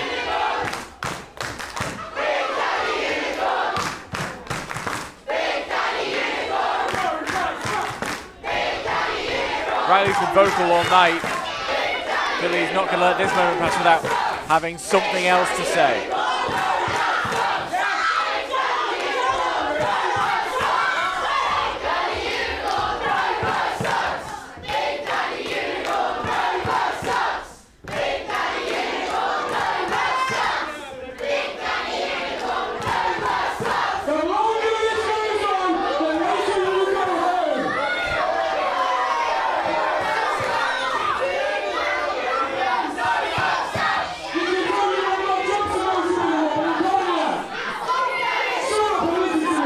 Tomorrow's Sunday. Some people work on a Sunday. Blatant disrespect for the leisure business.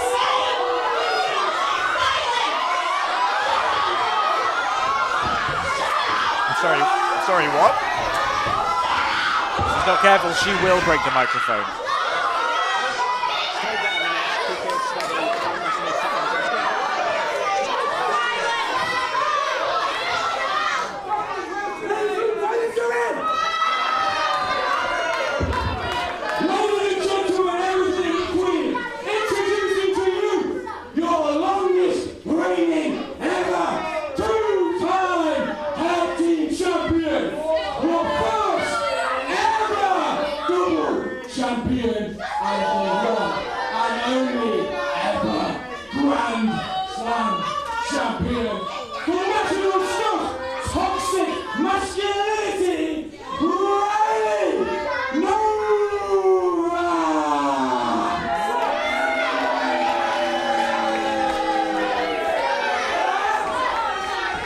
nothing says I'm not insecure like feeling the need to recite your CV whenever you're out in public. Did you ever have an achievement in your life, Dave Bradshaw? Something you could be proud of? Riley Nova is proud to have represented PEW as a multiple-time champion, the only Grand Slam champion in the company. Why shouldn't he let everyone know, remind everyone who might have forgotten that there's a reason he is facing Jason Joshua for that belt right there, right now. As we were saying before the chaos ensued here, kind of a tale of our times. We know there's that man who's our champion, Jason Joshua, who's prepared to talk about his emotions and hopes that it will help others by in being so open about it. Riley Nova finds the fact that he himself got emotional recently.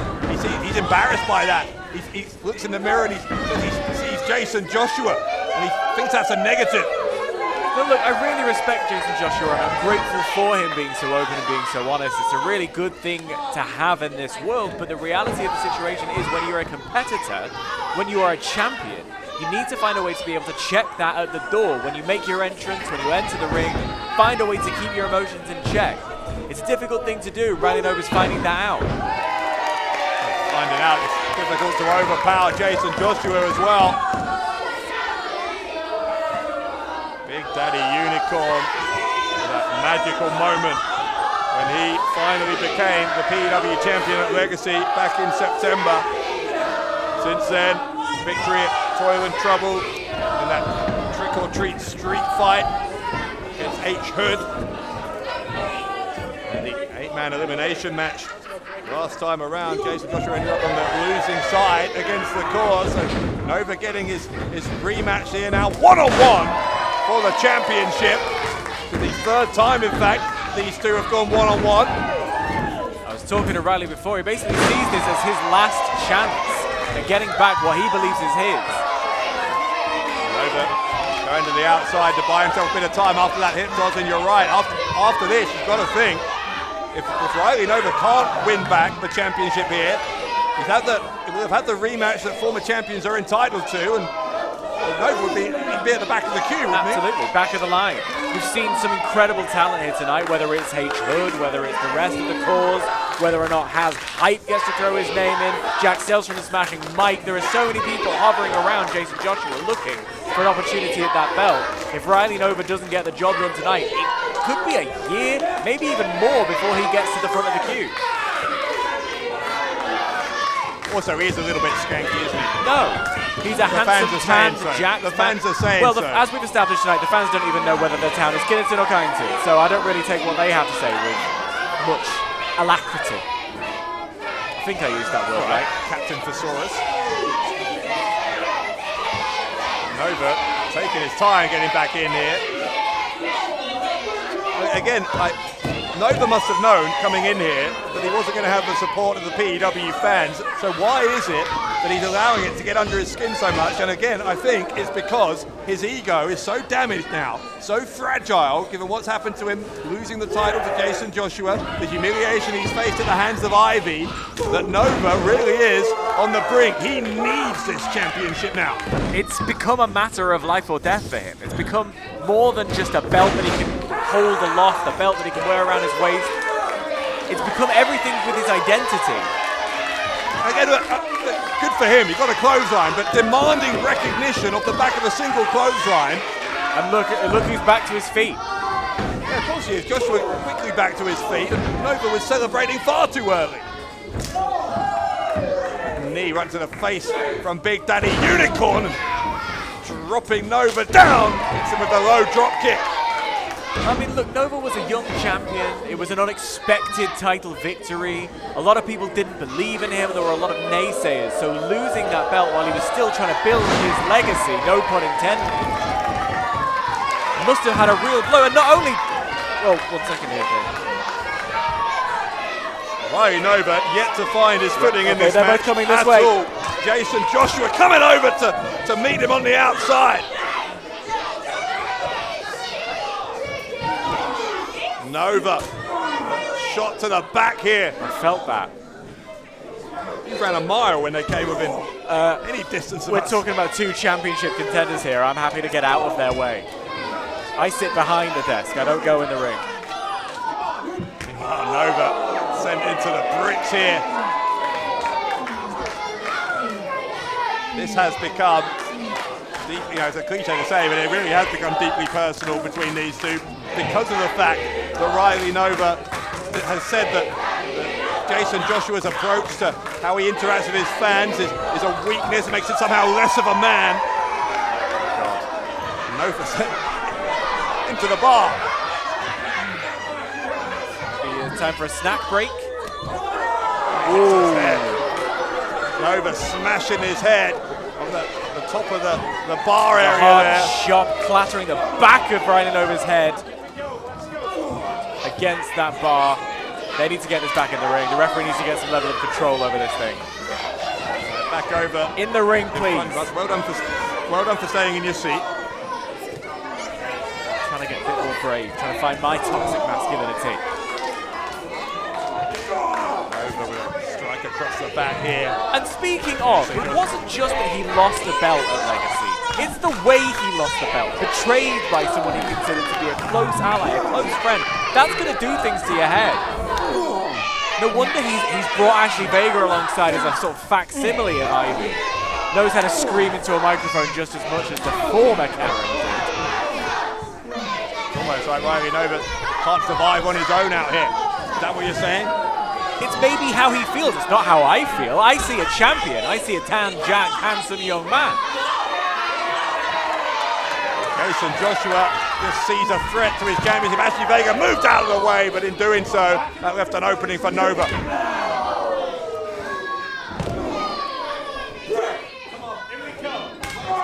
Riley Nova. To break the count. Bit of blue language there. That was smart from Nova. He was aware of the referee's count. He able to reset the count by rolling in and out of the ring. Counter here from Jason Joshua. Nova counters the counter. Dangerous territory. There are hardwood floors outside this ring. Another counter at Vega getting involved. Finally Nova, after the assist from Vega, pushing Joshua into that steel ring post. This is the most treacherous place to be. Hardwood floors, steel everywhere. And a belt can't be won outside the ring. At some point, they're going to have to get back in. The referee is counting again, and Nova with a slight panic on his face as he realizes that he is still outside the ring. He knows just as well as anyone that he can't win this by count out. Nova, who, as he is very insistent on letting us all know, was the first ever double champion, first person to hold two championships simultaneously here in PEW. He's also our first Triple Crown winner by having been the PEW champion, the Internet champion, a tag team champion as well. Now who's the one rattling off his CV? The point I'm making is that Riley Nova's CV isn't anything to be ashamed of, but he doesn't need to just shout it from the rooftops at every opportunity, because people already know that. People know he's had a great time here in PEW. So why that insecurity? Why that constant need to tell us how great he is? This is the other thing, is there is so much pressure and expectation on what it is to be a young man, especially in a business like professional wrestling. So what you're seeing with these two competitors is two different responses to that. Jason Joshua leaning in, accepting the fact that that's a challenge, acknowledging his struggles. And Riley Nova almost becoming exactly what people are trying to make him be, this expectation. The way they're calling him skanky, that's going to do things to your head. So his response to that is to double down on himself, on his experiences, on his victories, on his wins, and on his body, on his attitude. He is what we've made him. We're responsible for the neuroses of Riley Nova. Look, a building full of people chanting and calling him skanky when he is a Triple Crown champion. Don't let me rattle off the CV one more time. In the meantime, you see moments like that. Ashley Vega getting a cheap shot on Jason Joshua while Nova distracts the referee, and then you question why the crowd are antagonistic towards Nova.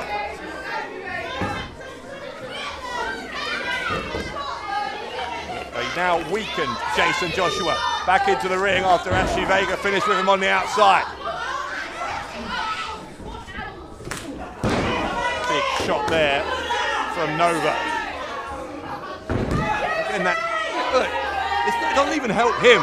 His toxic masculinity, that need to put a single foot on the chest there, try and win it that way. He was never going to win the match that way. No, and that's where it all starts to fall apart. I mean, there's something in Riley Nova that needs to be seen not just as a champion, but as a dominant champion, as one who has that power to just cover a casual cover like that.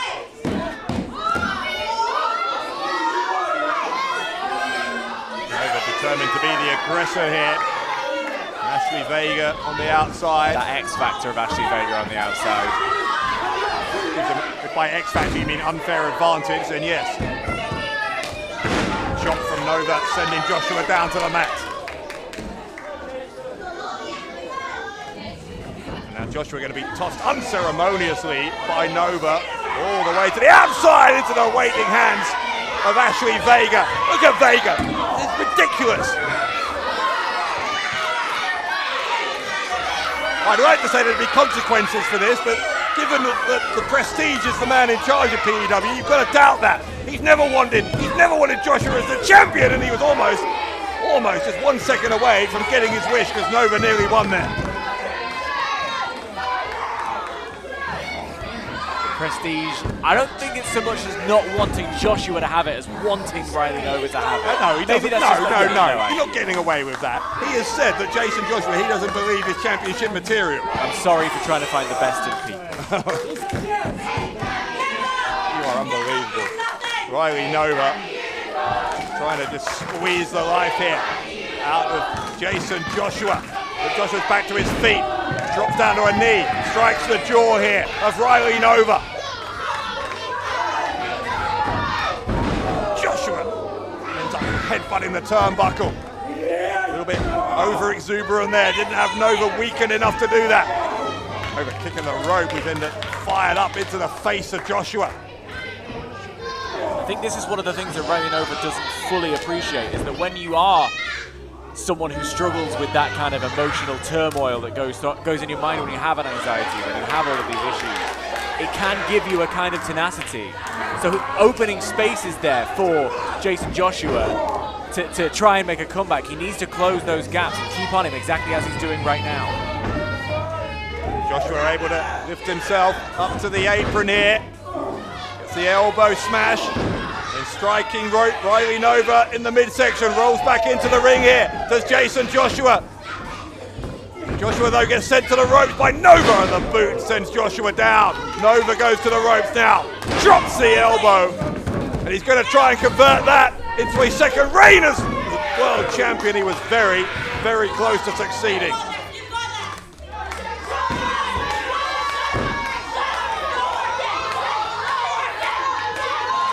Vega, meanwhile, continuing to fire up the crowd. She is. Not that they need much help. I mean, they are firmly behind the champion here. It's in the ring. Nova standing on the hand there of Jason Joshua, now choking him out. Choking him out. If he keeps doing it, ref, disqualifying. It's got a 5 count. Let's not have this debate again. Nova picking up Joshua. Nova thrown all the way to the outside. He nearly hit Vega. That would have been a shame. Vega nearly. Well, Vega thought it was Joshua, and amidst the confusion, the champion takes advantage. Miscommunication there between Riley and Vega.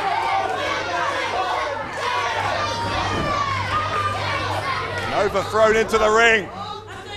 Jason Joshua looking around, going to seize the moment here. Joshua climbing to the top. But Nova's going to cut him off with the boot to the face.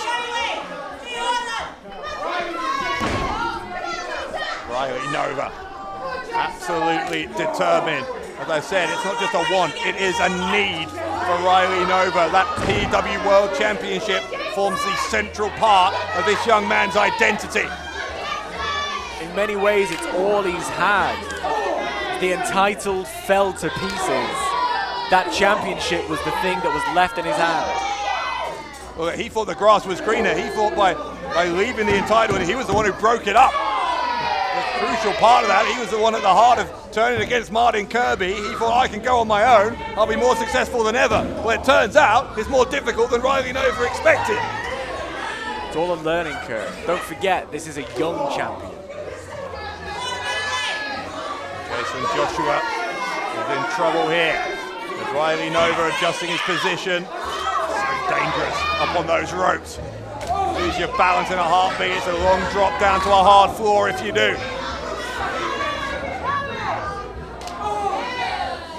Joshua trying to take Nova off balance. And there's a cutter! The cutter from Joshua! Huge impact there.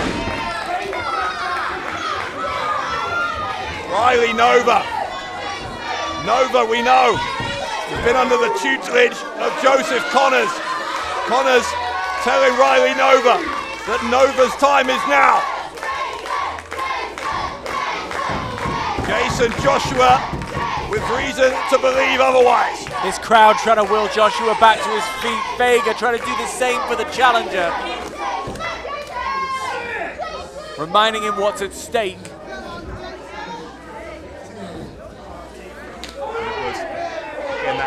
Master of mind games, Joseph Connors, who convinced Nova, I think, that by showing emotion that he was showing weakness. We heard from Connors when the two men teamed together. Connors, we know, helped to train Nova. Nova, having already been a world champion, needs to get in a headspace where he's able to win it back.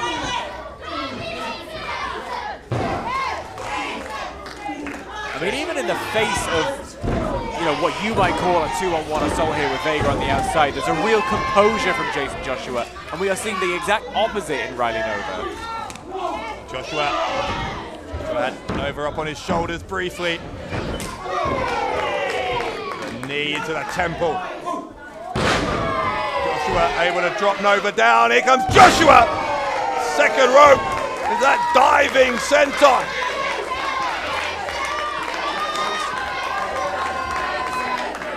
Vega with some words of encouragement. No words can prepare you for that. The power slam from Joshua, who drapes himself on top of Nova, and Nova only just stays in the contest.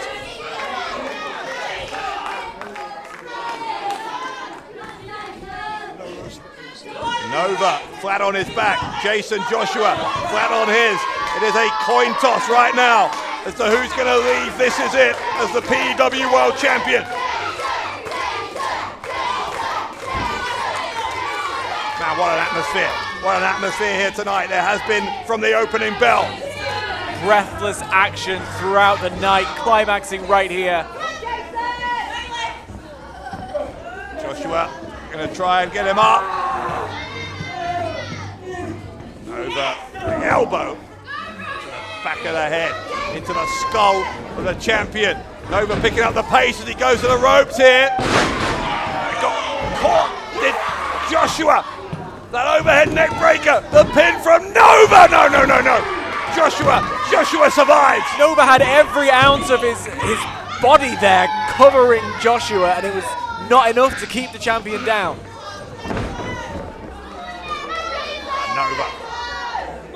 Nova stalking Jason Joshua now.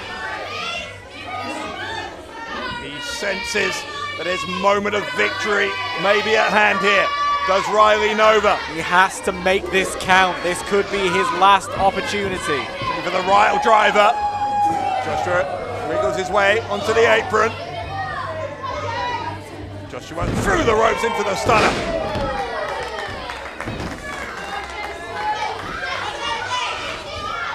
Nova back up, but maybe only temporarily. There's a short arm clothesline. Joshua stays on top of him, and Nova got out once more. But a smart there from the champion, using Nova's own kick out against him to immediately go into this chicken wing. And if Nova taps out here, it's over. Ashley Vega. Vega's on the apron. Nova is tapping. Nova is tapping.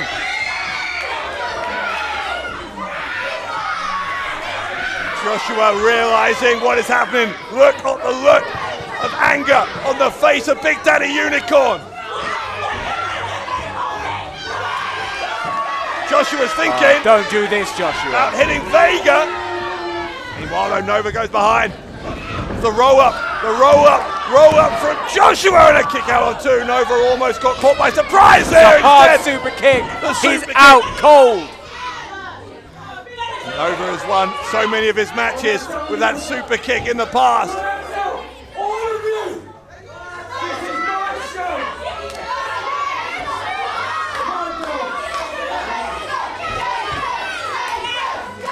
Nova gonna force Joshua to his feet. Looking for the Ryle driver again. This time he gets it. And it's over. Riley Nova. No! Joshua kicked out again. How many times have we seen people put away with that move? And now a pep talk from Vega. Riley really needs to keep his head in the game. He really needs to get control of these emotions that have been toiling throughout his head. Well, Wait, hold on. Vega just grabbed the world championship. If you use that... What is she doing? What is Ashley Vega doing? Vega's in the ring. Wait! Nova distracting the referee. Wait! Ivy's here! Ivy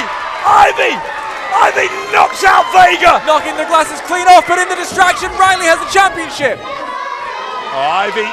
Nova tried to... Oh! Instead of low blow. The low blow from Ivy. Joshua. Curb stomp. And the cover. Nova is out. And Jason Joshua is still the champion of the world.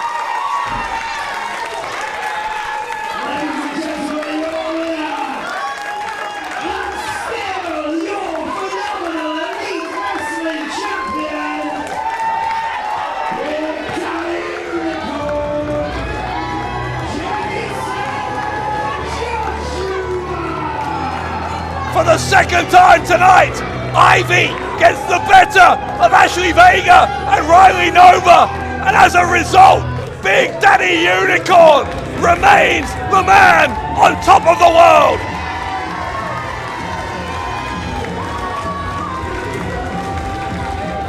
You've got to wonder what's next for Riley Nova.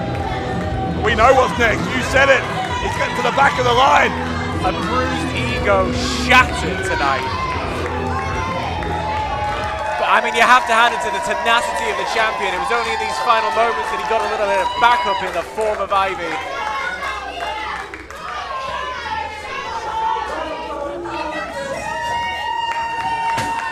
And Nova and Vega, they're throwing some furniture around as they storm out here. A real tantrum here. But Ivy and Jason Joshua, thank God for Ivy, because Ashley Vega was about to steal one.